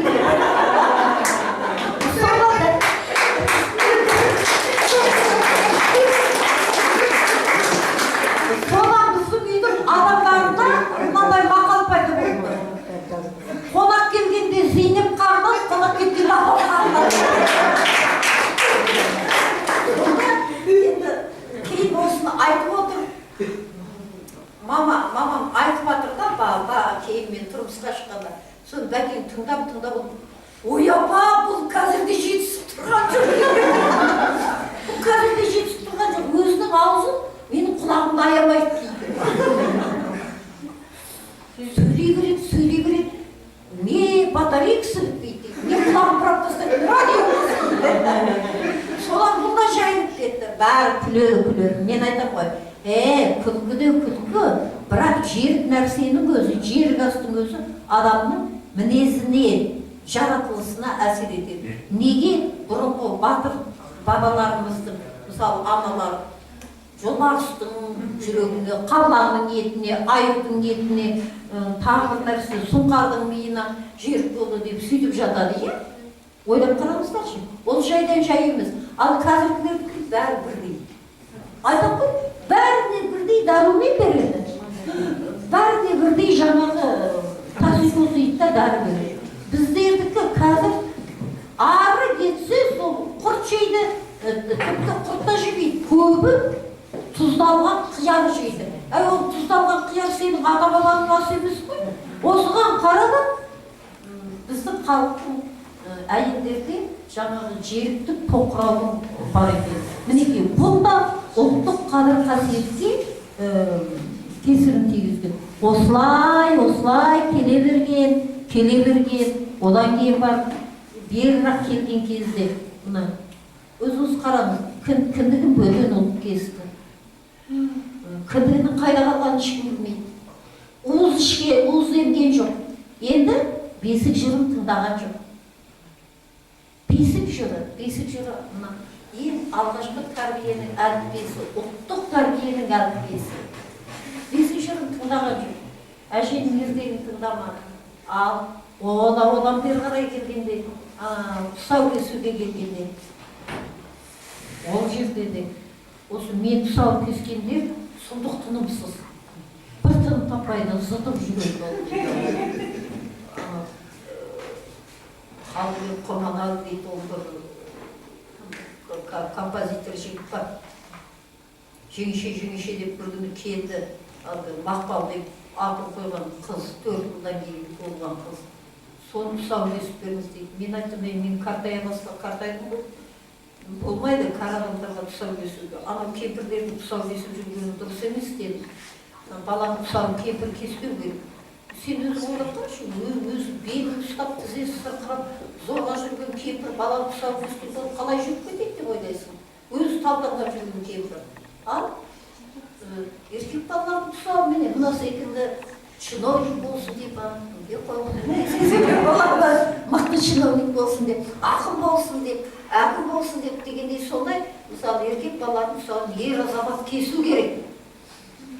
Қыздардың тұсауын жаңағы қол-аяғы балғадай кісі жұмысының бәрін тындырып жүретін, ісі берекелі сондай адамға кескізеді. Бірақ тұрмысқа шықпаған қыздарға тұсау кескізбейді. Оның жолы ашылмаған әлі. Бойдақ балаға да кескізбейді. Екі адамға кескізу болады ма? Екі адамға кескізу болады ма? Бұнда жамбасқа бұрып шығарғанға кейінгі кезде сал. Айтасың, 3 адамға кескізгенді көрдім мен. Біреусі ала жіппен, біреу тоқ жіппен, біреу шөппен. Тоқ жіппен шөп деген ол ала жіпкен шен қосымша. Қосымша дүние. Ең бастысы ала жіп. Ақ пенен қараны араластырып отырып, ағын көбірек қып, қарасын азырақ қылып, бөріп бұлай есіп. Сонымен, неге кейбір бітеді? Кісінің алажымын аттамасын деп дейді. Қып-қысы, мынандай тарғана мағынаға сен ұстасал. Сонда не, тек қана орнық болмасын деп қана тұсау кесер ме? Ол дұрыс емес. Алажым бұл өмір тіршіліктің символы. Өйткені бір Құдай жалғыз, қалған бәрі екіден. Бәрі екіден. Ер мен әйел, ыстық пен суық, қыс пен жаз кете береді ары қарай. Бәрі екіден. Сонда анау алажып дегеніміз ылғи да қатар жүретұғын, жаңағы бірге жүретұғын, өмір тіршіліктің өзінің жаратылыстың заңдылығы. Жақсылықтар болғанда асып-тасып кетпесін, қиындық болғанда басылып қалмасын, екеуінен тең өсін деп пышақпен кеседі. Талайларын қайшымен кеседі. Баламның өмірі қайшыланып қалады ғой, неге қайшымен кесесің? Пышақпен кесу керек. Өткенде телевизордан біреу артынан кес деп, астапыралла, бала күркеншектеп жүрмейді ғой, алға қарай жүру керек, ол артынан қалай жүреді. Артынан кескізді батыр. Міне осылай кейде әлгі өздері түсінбей тұрып, бірақ көпшілікке көрсетіп, теріс салтты бұзып, дәстүрді бұзып жатады. Енді байлар қазір ақшасы қоярға жер таппай ма, әйтеуір кез келген нәрсені сылтау қылып дәу той жасайды. Ана баланың тұсауын кескенде үлкен той жасап, 3 адамға кескізді батыр. Есің болса ойлануың керек қой сен. Кімге ұқсасын деп тұрсың балаңды. Тоғышек алажіпке қосымша. Ол деген сөз іші сырты майлы болсын, бай болсын, бар болсын деген бар. Ал көкшектен кесетін себебі мынау туған жеріне тамырдары көкшектей желкілдеп өссін деген бағына. Осыларды білмей тұрып, әншейін 3 адамға бірдей кескіздіріп жатыр жаңағы. Әңгіменің басы не еді өзі? текті. Вот жаңа айттым ғой, тек деген. Әлекей көрдіңіз ба? Бір күнде құрған жоқ бұл қазақ. Жаңағындай кете берді, жайлап кете берді. Оның барлығы жайдан жай емес. Қазақтың бірде-бір салты, бірде-бір дәстүрі тегіннен тегін шықпаған. Ешқайсы тегін шыққан жоқ. Енді қазір мен ойлаймын, мынау дербестік алдық. Өз алдымызға жеке мемлекетпіз дейміз. Неге қазір ұлттық перзентхана жоқ? Мысалы, кіндік шеше, бана қалжасын жегізіп. Бізде қалжа жемеген әйел көп. Қалжа жемегендіктен дендері де сау болмады. Балалары да ауылшан болды.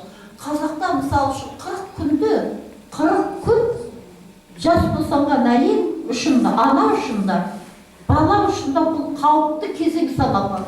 40-нан шықпаған баланы әлі жердің баласы деп есептемейді. Осының мән мағынасын түсінбейді. Өйткені баланың 40 күнге дейін еті мен сүйегі бөлек жүреді. 40 күннен кейін ет пен сүйек бірігеді. 40 күннен кейін бала жарықты көре бастайды. Кәдімгі көзі жылтырап, жан-жағына қарап. 40-нан шықпаған бала біріншіден жылаңқы болады, екіншіден көзі тұман болып тұрады дейді. Тұманданып тұрады. Сондықтан қазақ 40 күн бойы шырақ жаққан. Келінді күткен. Келінді күтсе, ұрпағы да сау болады. Келінге 40 күн бойы жаңағы қалжасын жегізді. Сорпалады, оның белі бекіну керек, оның бойындағы артық тұз, шылақ, қатқан қал, соның барлығы термей шығуы керек. Көрдіңіз ба? Келесі туыпта ол өзі де біледі. Алғашқы бірінші тұңғышында керемет күткен. Мына мен мақтанғаным емес, өтірікшінің куәсі қасында деп ана айылы отыр ғой. Мен 2 немеремде де келінімді қозғалтпай күттім. Өйткені мен өзім аңсап күткен немерелерімнің болашағын ойладым. Денінің сау болуын ойладым. Келінімнің дені сау болса, немерелерімнің де дені сау. Келінді күтпейді. Жас босанған келінді көпшілігі күтпейді. Білдіңіз ба? Енді жаңағы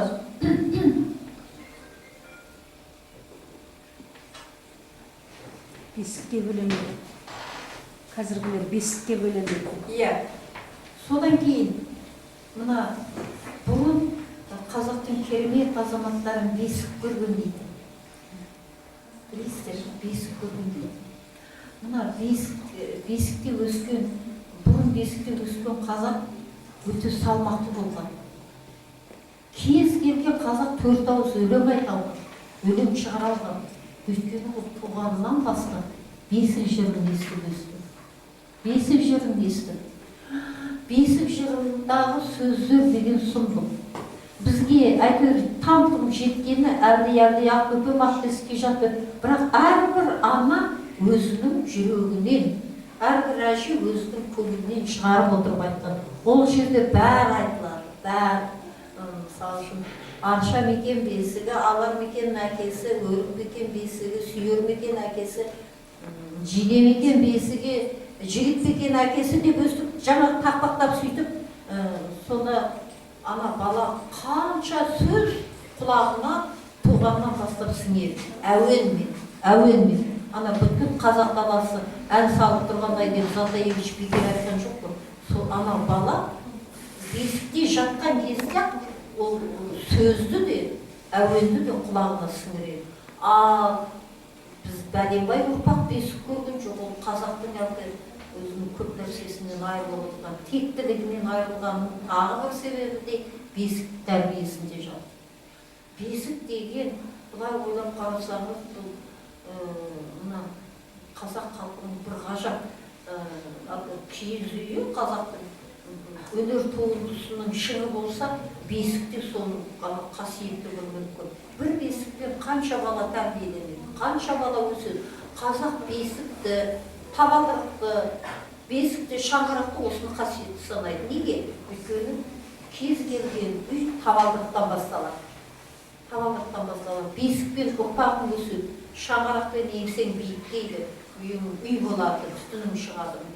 Ал сол бесік ескіргенде, шаңырақ ескіргенде, соны аяқ асты тастамайды. Оны өртеп, күлінің өзін жиып таза жерге көміп тастайды.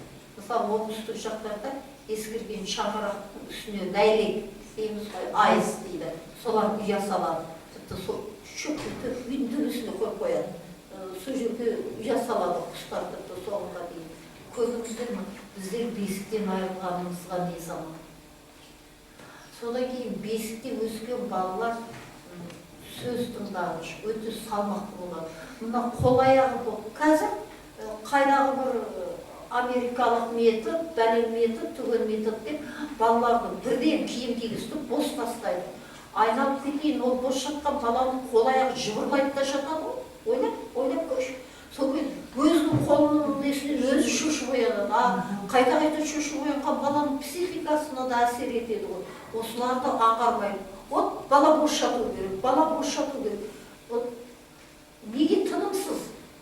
Неге тынымсыз? Жастардың көбі тынымсыз, қол аяққа тұрмайды, сөз тыңдамайды. Сөз тыңдамайды, бірі тыңдамайды. Сөздің қадірін ұқпайды. Ата-анасын әлгі неге қартайғанда анау қарттар үйіне апарып тастап жүргенде солардың сондай ұрпақтың балалары шындап келгенде. Қайталап айтамын. Бір күнде құрған жоқ бұл қазақ. Жаңағындай кете берді, көзге көрінбей кете берді, өстіп. Көп аздан көлемді көп жиналды. Ал енді біз тек қана сыртқы жағдайды қараймыз да, ой, анау экономика, мынау орыстар сөйтіп қойды, анау бүйтіп қойды, мынау сөйтіп қойды. Бірақ біз өзімізге өлмейміз. Жаңағы мен ойлаймын ғой, Аллай, мынау ақшасы барлар, ат шаптырып, голдықтарды салады, бәлебай миллиондар бар. Анау неге барып, әйелдері бір прическа жасау үшін Парижге ұшып барып келеді. Мен ондайды да білемін. Қазір шетелге барып той жасау болды. Шетелге барып той жасайды, Түркияға барып жасайды, Индияға барып жасайды. Ой, бұрмай, енді солардың қаржысы, шақыратын қонақтардың несі, бәрін көтеріп отыр ғой. О, қана дарақы мақтаншақ қазақ, соған өздері мәз. Соны ойлайын ғой. Неге тым болмаса бір 5 адамға неге бір перзентхана ашпайды екен? Тәжірибе ретінде. Жақсы, мысалы үшін, жақсы дәрігерді, қазақтың тілін жақсы түсінесің, сондай. Содан кейін, анау баланың кіндігінде кесіп, кіндігін кескенде дәрігер кеспеу керек. Шынын айтқанда, дәрігер оның өзінің кәсіби міндеті. Бұрын қалай болды? Бұрын ақ қолды аналар деген болды. Әйелдерді босандырып алатын кәдімгі көне қазақ ауылында. Неге ақ қолданды десең, ана бала теріс келіп қалғанда қойдың бүйенін, ұлталарын жіберіп, жаңағы сойып, ана қолына киіп, сонымен баланы оң келтірген. Сол үшін олар ақ қолды аналар атанған. Олар ешқашан кіндік кесуге тырыспаған. Кіндік шеше алдын ала анау әлі аяғы ауыр кезде, сол кезде енесі өзі таңдайды. Немесе өтініш айтып кейбіреулер, онда да мінезі жайлы болса деп әртүрлі жағына қарап сөйтеді. Содан кейін келінге көмектеседі, келіннің жұмыстарына көмектеседі, білмегенін істеді. Тіпті босанғаннан кейін қаншама тірліктеріне көмектеседі. Сол үшін қазақта бұл кіндік шеше өзінің анасынан кейінгі өте қадірлі адам болған. Анау ата-анасы шыққан төрге кіндік шеше де шыққан болатын. Өйткені сол кіндік шешеге тартқан. Қазір мысалы дәрігер өзінің айлық алып істейтін шаруасы ол, кәсіби міндеті. Олай болатын болса, ол кіндік кесуге жабыспау керек қой. Ата-ана өзі сайлаған адамды маскасын кигізіп, халатты кигізіп алып келу керек қой. Оның кәсіби міндеті, ана мен баланың амандығына жауап беретін адам. Күнді шеше болғандай басқа ғой, кіндікті кесетін адам ғой. Неге осының барлығы? Сонымен қалжасын беріп, қалжасын жегізіп, сорпалап. Біздің байқұс келіндер тері қатып, ішінде тері қатып, бірақ шығарып неден. Дегенде сорпа берілмейді. Ол кәдімгі роддомның анау ботқасын жейді. Жым-жылы борщын ішеді. Үйден тамақ апарғанша ол суықта қалады. Мына жерде жаңағы ыстықта жеңіз деді ғой. Қалай істеген енелері? Мына тізесіне бірден тізе қап кигізген. Өйткені босанып жатқан әйел адам сүйегі жарылды деп есептеледі. Оған суық тимеу керек. Мына аузын тіпті орамалмен жауып қояды. Белді мықтап буып тастайды. Қазіргідей біздің қазақ әйелдері қарынды болмаған. Кетті ғой қазір. Алды дегенде де арты кебеше дейді бұл. Бұрын 7-8 бала туғанша мүшесі бұзылмаған. Неге? Өйткені мына керілген қарызды орнына келтіріп отырған. Айбаттап шөріп белбеумен мықтап буып тастаған. Сондықтан ана шімдіктей болып тұрған. Осының бәрін істеп, неге? Тәжірибе ретінде неге істемеске дейін ғой. Неше түрлі түкі тұрмайтын нәрсеге ақшаларын салады. Қайдан ғой? Ал кеп, өзінің бай екенін көрсеткісі келіп, жаңағы миллиондарын жұмсап, бір түкі тұрмайтын тойларын өткізіп сөйтіп жатады. Әттең-ай деймін. Ал кеп,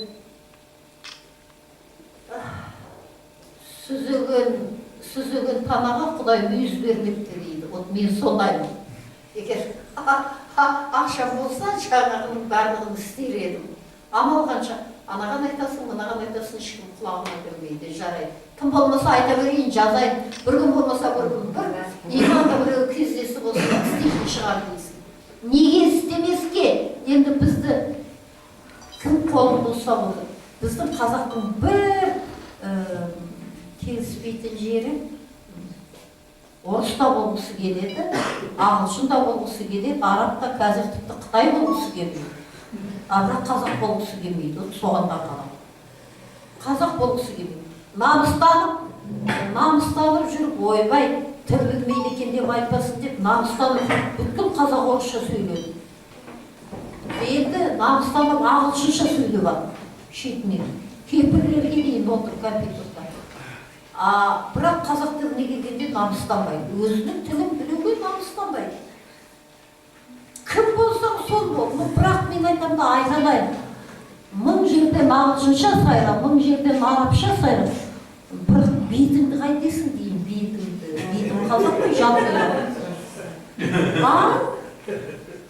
сені бар ғой, менің тілімді керемет біліпті, мына қазақ деп, солар сені әрлеп, арқаңа қақпайды тілді. Мына тіл арқылы ғана келеді. Айтса да содан кейін ана жерде жаңалықты айтты ғой, ананың уызына байланысты бір нәрсе.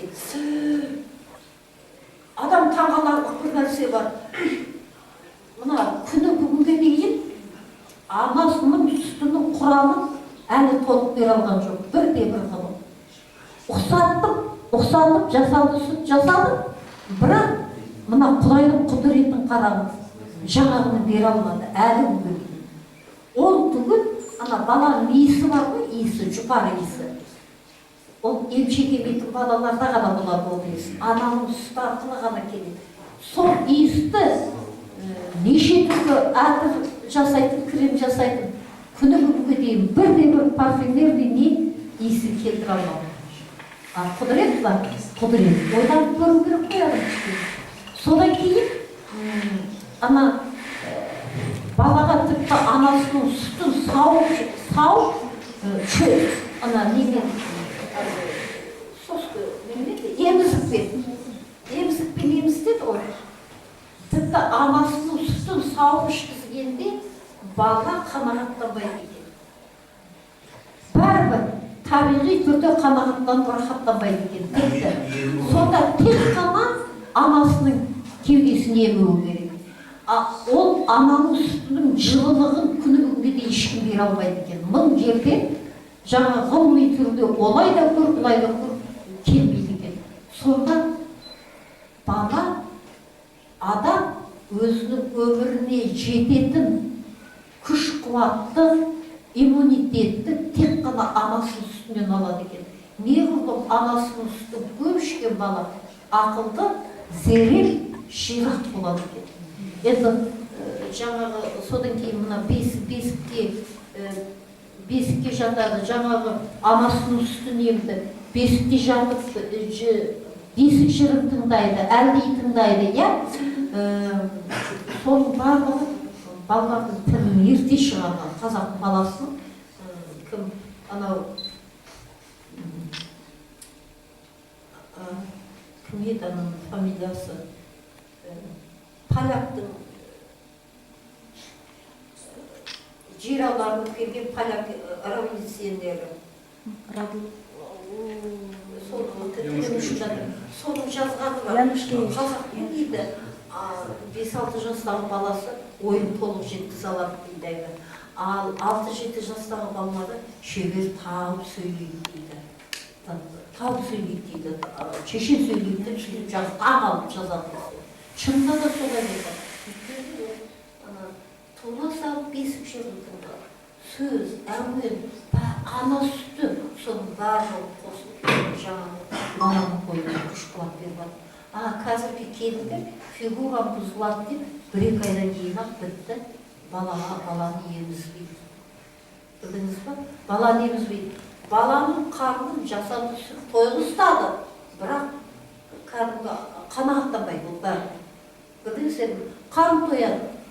Мен анау Саралқысының командасында жұмыс істеп жүрген кезінде Алматы облыстық балалар бабылық қорын басқардым. Сол кезде жетім балалар үйімен, сәбилер үйіменен қарым-қатынасы көп болды. Сонда жаңағы кішкентай сәбилер үйінде балалардың көзіне қарауға жүрегім шыдамайды. Құртымдай баланың көзіндегі жаңағы бір сұмдық мұң бар. Сұмдық мұң. Ғажап бір трагедия жатыр. Бала зыл көтеріп, иіс жоқ. Қайдан иіс болады? Ол тамақ жегендіктен денесі ауырлайды. Ал енді бар ғой, беті томпиып тұрған, бірақ ана сүтін емген бала қаңбақтай жеген. Беттері томпиып тұрады. Топ-томпақ балалар, бұлай қарасаң, анасының сүтін емген. Анау жаңағы жетім балалар үйінде балалардың қарны жоқ. Киімі бар, бірақ олар мейірім көрмеді. Ана сүтін емген. Олардан дұрыс адам шықпайды. Мына менен сұраңыздар, мен білем оны. Сол жерде өскен балалар бүткіл қоғамды өзінің жетіктігіне кінәлі сала өседі. Бүткіл адамдарды жек көреді көпшілігі.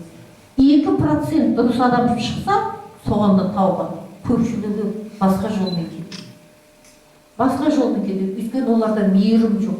Олар қатыгездікке бой алғызған, ана сүтін татпағандар. Бұлай қарайды да басқа себебін айта салады. Байқайсыздар ма? Бүткіл адамның табиғатымен байланысты қаншама нәрсе бар. Қайталап айтап, тасын ала берсе тауда таусылады. Біз осылай құрғанбыз. Көзге көрінбей ақырын. Бірте, жайлап кете берген. Ал енді осы қазақ неге баласының жолдасын әлі іздемей отыр? Мен соған таңқаламын. Іздеу керек қой. Қайда кетіп жатыр? Ана шетелге алтынға сатылады. Беттеріне маска жасайды екен, неше түрлі парфюмерия жасайды екен. Сондықтан бізге тәжірибе ретінде бір ақылды ақшалылар, айғайлап бірақ ақылды ақшалылар болса, сол бір тәжірибе ретінде болмаса 5 адамға арналған, 10 адамға арналған ұлттық перзентхана жасалса шіркін, ешкіммен араластырмай кәдімгі. Мен өзім мақтанды демеңіздер, 2 немеремде де келінімнің қолын суға салғызбай күттім.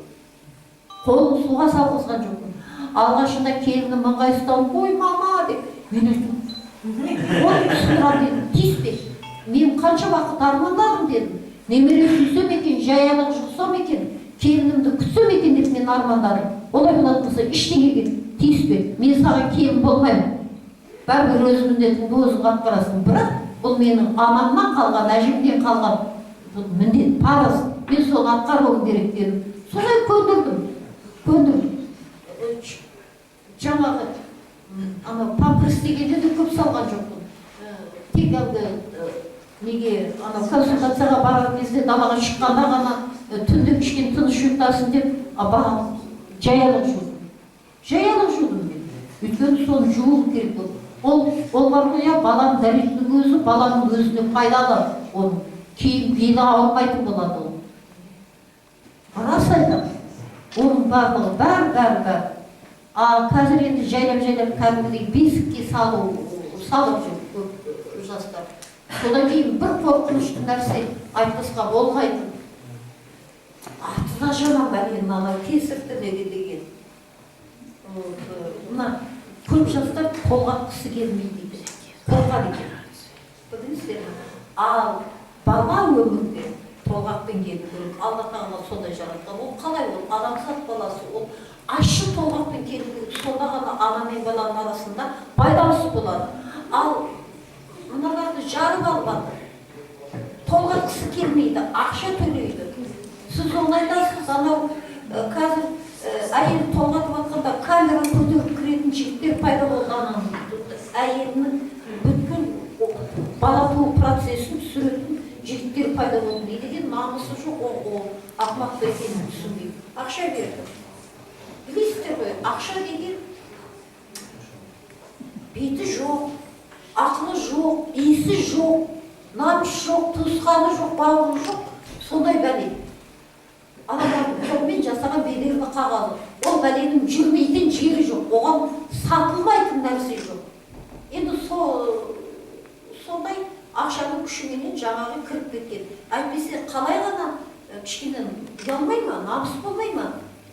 Жоқ, ана темір камераны көтеріп, қайда білесің ол жерде қандай микроб, қандай ауру не жұғатын ертеңгі күні. Мінекей, осының өзі қазақтың жігіттері қазір мода болып алған. Осылай ұлттық тектік қасиет деген көкетай өстіп құрған. Өте терең, жан-жақты жауап алғандай болды сұрағыңызға. Осы неге ұлтымыз тоқырады, неге осындай келеңсіз жағдайлар көбейіп кетті деп басыңыз тауға да тасқа да соғып ойланып жүрген кезімізде көптен көп рахмет апа сізге. Кітап болып шығады. Кітап болып шыға ма? Қағазға басылған тасқа басылып деген сөз ғой. Енді өздеріңіздің орталарыңыздан сұрақтар болса. Сізге бізде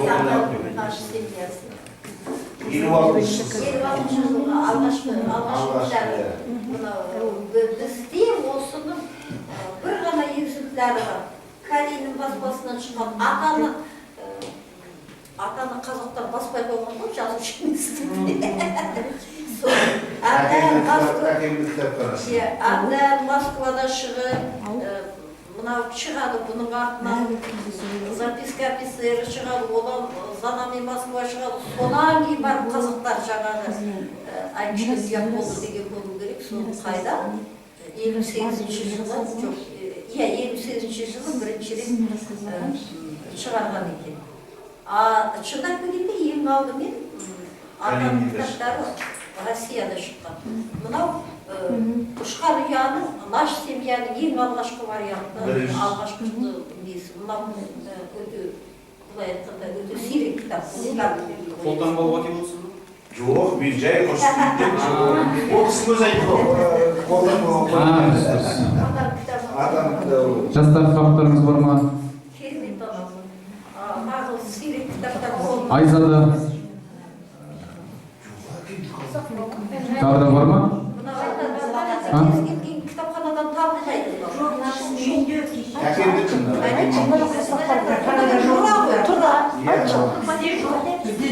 Міне мына жерде сұрақ бар дейді, Сәтбай. Апа, бір қыз балаңыз сұрақ қойса. Армысыз, Қарағанды төріне келгеніңізге рахмет. Мен гуманитарлық колледжден келіп отырмын. Ертең кеш бізде болады, бірақ менің өзімнің жеке сұрағым бар еді сізге. Осы сіз көбінесе хиджаб мәселесін, осы араб болудың мәселесін көп нетіпсіз. жаңағы интернет беттерінен, кітап беттерінен көп оқыдым. Мысалы, хиджаб мәселесін әлі толық түсінбедім бұл мәселені.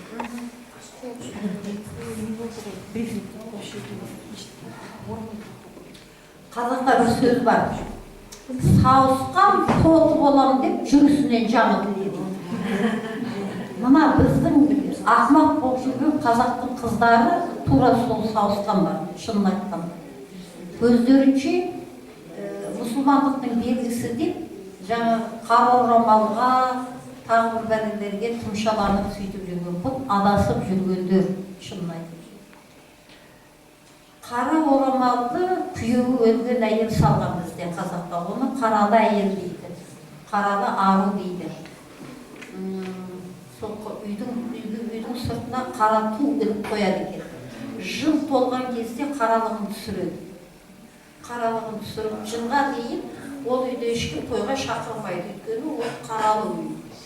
Той жиынға шақырмайды. Ол үйге жаңағы басқаша бір қамқорлықпен сондай көзқараспен қарап. Ал қазақтың қыздары бұрын комсомолға дейін кеңес өкіметі, совет өкіметі орнағанға дейін, совет өкіметі орнағанға дейін қазақтың қыздары басына орамал салмаған. Басына орамал түсі деген оның некесі қиында әйел болды дегенмен бірдей болған. Бұл кейін комсомолмен бірге келді де әдет болып кетті. Жарайды, 70 жыл бойы соған үйрендік, онда тұрған ештеңе жоқ. Орамал дегеннің өзі бір әйел адамның сәні. Олай да, бұлай да салуға болады. Көйлегіңе ыңғайлап, аяқ киіміңе, костюміңе ыңғайлап дегендей солай сала беруге болады. Бұрын қазақтың қыздары кәмшат бөрік киді, құндыз бөрік киді, үкілі тақия киді, моншақты сорава киді, шашақты қасаба киді. Содан кейін неше түрлі салпыншақтары бар, жырға дейді, ол бас киімді киді. Ырғалып, жырғалып деп бекер айтпайды, анам бүйтіп ананы еткенде сыңғырлап керемет болады екен келе жатқан. Содан кейін енді қазақтың қыздары ана шаштарын керемет күткен. Шаш күткен. Қазақтың қызының шашына байланысты небір өлеңдер бар. Абай атамыздан бастап тоқпақтағы қос бұрын деп жаңағы Абай атаның айтатын өлеңдер. Шаштарын 10 күн тарап 5 күн өргетіп бекер айтылмаған. Енді сол шашқа тағатылын жаңағы. Шолпы, үзбе, соның барлығы бұлай ойлап қарасам, жерге көмуіміз керек ба? Сонша бас киім, сонша жаңа шашқа тағатын дүниелер, қаншама қазақ қызының шашына ғана арналған, өкісіне бұлғақтаған, өкісіне арналған, соның бәрін енді мұсылман болады екенбіз деп жерге көму керек па? Ойлап қараңыздаршы. Мен ылғи айтам, айналып кетейін, мұсылман болу үшін араб болудың керегі жоқ бізге. Ол арабтың салты, анау жері құм, жері ыстық, бұрын, ислам дінінен бұрын олар сондай, ана көзін ғана қалдырып, бет аузын бәрін еркегі де әйелді орап шымқап алған, кейін келегені жаңағы өздері дәстүр болып кеткен, салды болып кеткен. Олай болатын болса, бір жақтағы арабтың киім кешегі саған неменеге керек? Сен Құдайға сенің үшін алдымен мына жүрегіңе үңілмейсің ба? Екі көз бірін-бірі көре алмайтын екі көзге сенбе. Сен жүрегіңе сен алдымен. Сыртқы нәрсенің бар, ол түк емес. Сыртқы жаңағың бар ғой. Анау қазақта 40-қа келіп қырма сақал деген сөз бар. Қазақтың жігіттері бұрын қияқ мұрт, әдемі мұрт қойды. Жігіттерге мұрт әдемі жарасты. Бірақ 40-қа келгенше сақал қойған жоқ қой. Содан кейін барып қойды. Қазір қараңыздар, кейбіреудің сақалы күйік дейді. Жап-жас бала. Кейбіреуінікі 5 тал. Ана ешкінің сақалы сияқты, күйдің сақалы. Енді не болды енді? Соны үшін ғана, бірақ солардың сөзіне құлақ асып көрші. Сөздері соншалық керемет сөздер емес. Анау хижаб киіп, басына керемет орамал салып, жерді сүйретіп, көйлек киіп жүргендердің талайы екінші, үшінші әйелді. Талайы бірнеше рет талақ тасталғандар. Оның несі мұсылмандығы? Міне қандай жаман ағымда жүр. Алдымен адам Құдайды мына жүрек арқылы сезінуі керек. Содан кейін мен ылғи түсіндіріп айтам. Әрбір адам өзінің ұлтымен бірге туылады. Әрбір адам өзінің ұлтымен бірге туылады. Анау біреу интернетте жазыпты. Мен мұсылман болып туылғаныма қуанам дейді. Атаның басы сен ешкім болып туылған жоқсың. Сен әншейін шақалақ болып, сәби болып туылдың әлі. Рас айтам. Ол қараңыздар, адам ұлтымен бірге туылады. Анау қазақ болып, анау орыс болып, анау Қытай болып туылды. Ұлтымен бірге туылған екенсің, сол ұлттың тілі, ең алдымен тілі, оның бүкіл жаңағы салты, дәстүрі, әдебиеті, мәдениеті, тарихи, елі, жері саған да тиеседі. Ал дін құрылмалы, дін кейін келеді. Ол сенің сеніміңе байланысты. Олай болатын болса, дін сеніммен бірге туылған жоқ. Оны шатастырмау керек. Мұсылман отбасында туылып, христиан дінін қабылдап жүрген болып. Немесе христиан дінін отбасында туылып, мұсылман дінін қабылдағандар болып. Ол әрбір адам сенімі, ол Құдайды іздеуі, оның өзінің мына таңдауы. Ал енді сол мұсылман дінін қабылдаған Қытай болмай қалды ма? Мұсылман деген ұлт жоқ қой. Будда деген ұлт жоқ қой, христиан деген ұлт жоқ қой. Ол көшіп жүретін нәрсе ғой, ол сенім, ол дін. Көрдіңіз ба? Егер де дін ұлттың үстіне шықса, ұлт жойылады ақыры. Олай болатын болса, ең алдымен қазақ бол, содан кейін сен ішкі жан дүниеңді тазартып, ата-бабаның ұстаған діні таза дінді қабылдай исламды. Мысалы, бұның қазір әбден шатастырған. Қымс етсе болды, арабтардан бірдеңені алып келеді. Ол арабтардан біз үйреніп үлгі алатындай соншалық ештеңе жоқ. Егер де олар сондай керемет аяқ астынан салбырап түскен керемет мұсылманшыл халық болса, бірі соншалық қырмас еді. Неге тегі бір, тілі бір, діні бір халық, неге бір қаға бөктіріп жатыр қаншама жылдардан бері? Оның несі мұсылманнан? Ойлап көрдіңіздер ме кішкене? Содан кейін келіп қазір қазақтың салт дәстүріне шабуыл басталды. Өздері мұсылман санайтын, сен неге тыңдамай кетіп бара жатырсың? Осы вахаби емессің ба?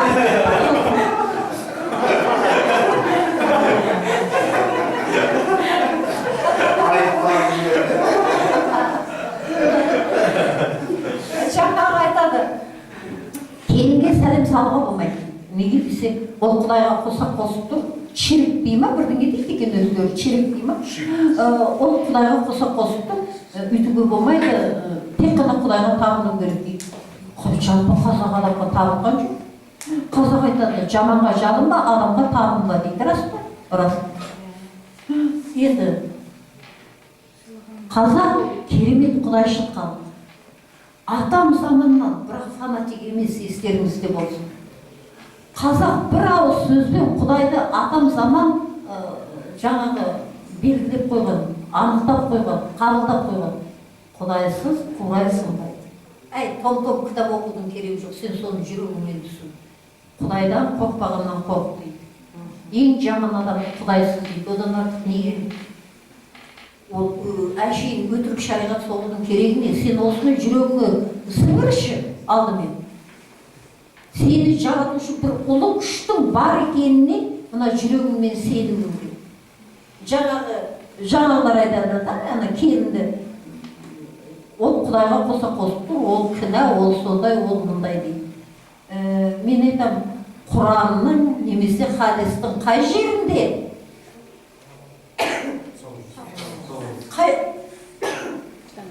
Қай жерінде жазылыпты? Үлкенге құрмет етпе деп. Үлкенге құрмет етпе деп қай жерде жазылыпты? Келген жерінің әулетін де, әруағын да сыйлап, құрмет көрсетіпті. Мен айтам, аз жарайды солай болсын. Ондай болса, атаның басына жылда мекеге барып, ана қарттас қалған 7 рет неменеге айданып жүрсің дейді. Қолының үшін тигізді үшін аяғының астында адам өліп жатса қарайтын ешкім жоқ. Оны менен сұраңдар. Ол не? Қаратас Құдай ма? Қаратас Құдайдың жаратқан қаратасы ғой. Ибрагим пайғамбардың алғашқы салғызған мешіті, пайғамбарларымыз намаз өтеген жер, әлем мұсылмандарының жиналатын қасиетті орны, жақсы былай айтқанда энергетикасы өте күшті, қасиетті жер. Бірақ Құдай емес қой. Сонда де ол Құдайға қосып емес па да 7 рет айланып жүргені? Бәрі айланады ғой 7 рет. Сөйтіп айтсаң үндей алмай қалады. Немесе ойбай адамды түнетпеу керек, өлген заман әкеңді көмбейді. Неге көмуі керек? Ол өлексемеді? Өлексемеді. Қазір өлді, қазір апарып көрге тыға салады. Медицина мысал үшін 2 күн тоқтатады, қазақ осыны сол медицинаңнан бұрын біткен. Өйткені адам тіріліп кетуі мүмкін, әртүрлі жағдай болуы мүмкін. Оның үстіне қазақтың туған туысқандары жан-жақта шашырап жатады. Соңғы рет көрсін дейді. Соңғы рет қоштассын. Жаңағы көңілі суылсын, топырақ салсын. Оң жақта шымылдық болып, жаңағы шүйдің үстіне жатқызып қояды. Жан-жақтан жей-жұрттары келеді, барлығы қоштасып, соңғы қонағасы беріп, содан кейін жерлейді. Оның несі жаман? Ойлап қараңыздаршы. Содан кейін қазір кішкентай балаларды өлімге апармайды. Ойбай шошиды, сөйтеді. Бұл дұрыс емес.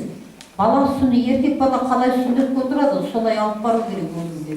Бала мейірімді болып өседі. Неге десеңіздер, ананы көргенде менің әкем де сөйтіп өліп қалуы мүмкін, әжем өлуі мүмкін, шешем өлуі мүмкін деп бала ата-анаға мейірімді болады. Бала, еркек баланы сүндетке қалай отырады, солай алып бару керек, жаназаға апару керек. Тек қана той көріп өскен бала басына қайғы түскен, алғаш рет өлімді көргенде есеңгіреп не істерге білмей қалады. Осы біздің қазақ баламен таң қаламын мен, не деген ұлы халық болған. Сол қазақтың атам заманғы айтқанын, атам заманғы істегенін ғалымдар енді тауып алды. Қазақ айтады, іштен қисық тоғанды тезге салсам түзелмес дейді. Ол деген не? Бала іште жатқанда тәрбие берілмес деген сөз. Енді соны ғалымдар енді дәлелдеп отыр. Әжелеріміз қалай? Аяғы ауыр келмей. Қарағым, биік тауға қара, немерем өресі биік болсын дейді. Көкжиекке қара, немеремнің кең пейілді болсын дейді. Өсіп тұрған шөпке қара, жайқалған гүлге қара дейді. Немерем әдемі болсын дейді. Бұлақтың көзін аш дейді. Бұлақтың көзін аш, немерем қайырымды болсын дейді. Итке кеттеме, ит жеті қазынаның бірі дейді.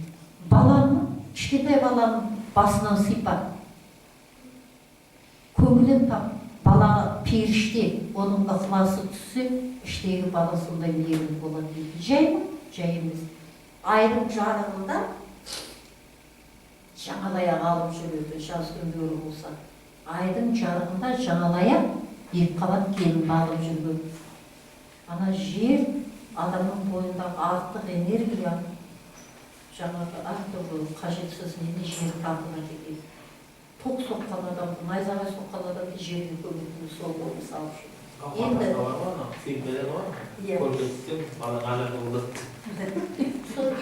суға, бұлаққа барады, көл болса көлге барады. Міндетті түрде айдың айтады.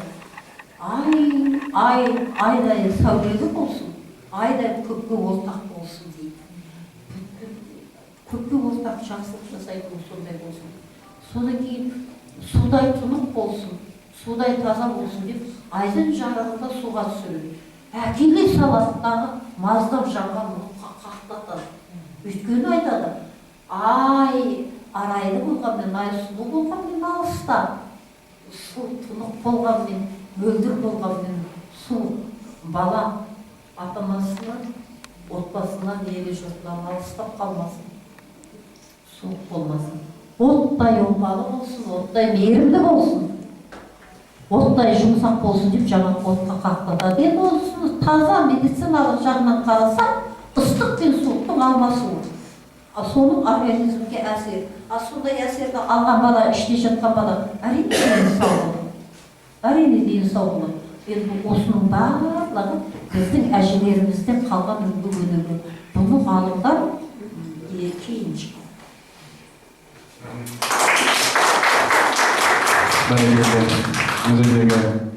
Жастарда өзімізде өмірімізге азық болатын үлкен мағлұмат, үлкен азық алдық. Енді ол соңғы кездесу емес, ертең бір күндік кездесулер бар.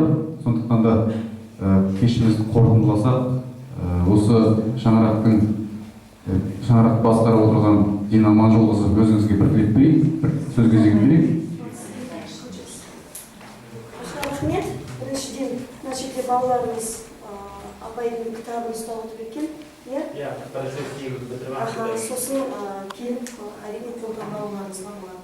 Мынау мына апай біздің кітапханамызға қолдауға тастасаңыз деген ниетпен кітабымызды ұсынып отырмын. Бізге ондай кітап керек емес шығар. Құрметті жастар, шынымен бүгін Сәкеннің арқасында сіздер керемет ерекше бір кездесудің куәсі болып отырсыздар. Бұл біздің кітапханамызда 10 жылдан бері жұмыс жасап жатқан Жохат поэзия клубының жастарына деп арнайы ұйымдастырылған кездесу болатын. Сонымен бірге екінші жыл жұмыс жасап келе жатқан тағылым атты интеллектуалды клубтың жастарына арналған кездесу.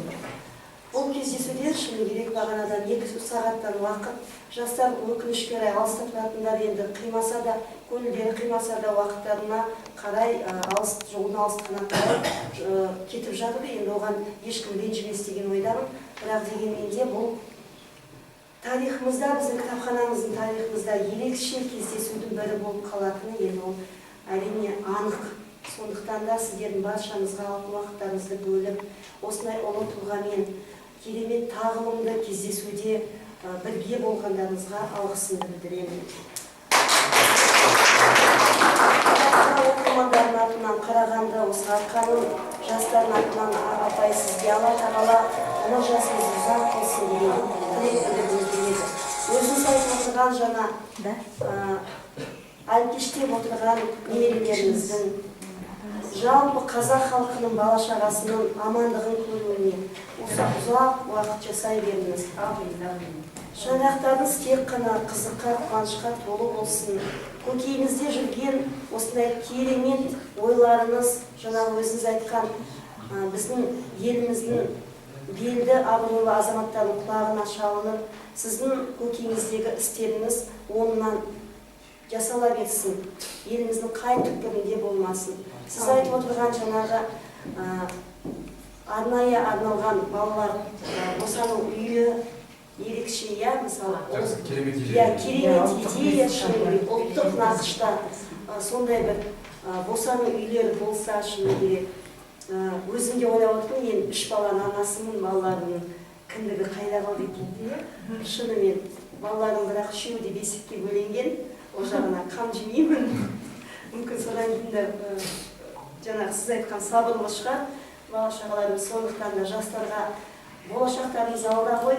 Сондықтан да бүгінгі кештен тағылымды дүниелер алды деген ойдамын. Себебі біздің қазағымыздың, еліміздің болашағы сіздердің қолдарыңызда. Олардың ұлтжанды, ұлтшыл, нағыз қазақы халық болып өсетіні сіздердің қолдарыңызда. Біз сіздерге сенеміз, әрқашан осындай апайымыз осындай тағылымды дәрістерінен ой түйе берейік. Сізге үлкен рахмет. Кітапханамыздың атынан сізге арнайы сыйлауға рұқсат етіңіз. Сағатқан мәдениеті және өнері атты фотоальбом. Біздің арқамыздың мәдениеті мен өнерінің бүгінгі күнгі даму қарқыны қандай екенін біле жүрсеңіз деген ниетпен енді ұқсатып шығарсыз бірақ дегенмен де апай жаңағы сөзіңізге қарағанда енді ұсып қалуымыз мүмкін. Гүлді жұлып әкелдік.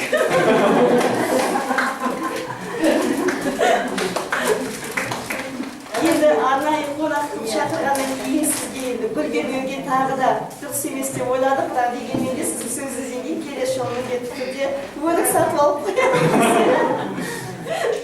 Біздің біздің кітапханамызда көптеген қонақтар болады, сол қонақтардан естелік болсын оқырмандарға кейінгі уақытта сайтқа да қойып жатамыз. Сізден тілек кітабыңызға, өзіңіздің кітапханаға деген бір бата тілегіңізді. Жоқ, ол басқа. Бұл оқырмандар келіп, біздің өлкет алу бөлімінен оқи алады. Ал мынаны біз сайтқа қойып қоямыз кабинеттен. Бізде қой шығара салғар ағамыз келіп тастап кеткен өзінің тілегін. Қонысбай Әбіл ағамыз келіп тастап кеткен. Мұрат Әуезов ағамыздың тілектері осы тілек кітабында сақталған. Көкелеріңіздің сұрақтарыңызды қоя алмаған шығарсыздар, енді апай да шаршады. Бұл бірінші кездесу емес, бүгін бұл күнде. Бірақ Қарағанды халқына деген соңғыда кездесу емес, жаңа сізге айтып өтті. Ертең сағат кешкі 6-да, яғни 18:00-де халқыма концерт залында апаммен кездесу өтеді. Сол кезде ата-аналарыңызды, аға жеңге, апа жезделеріңізді, дос құрбыларыңызды шақырып сол жерге келіп кешті тамашалар болғансыз болады.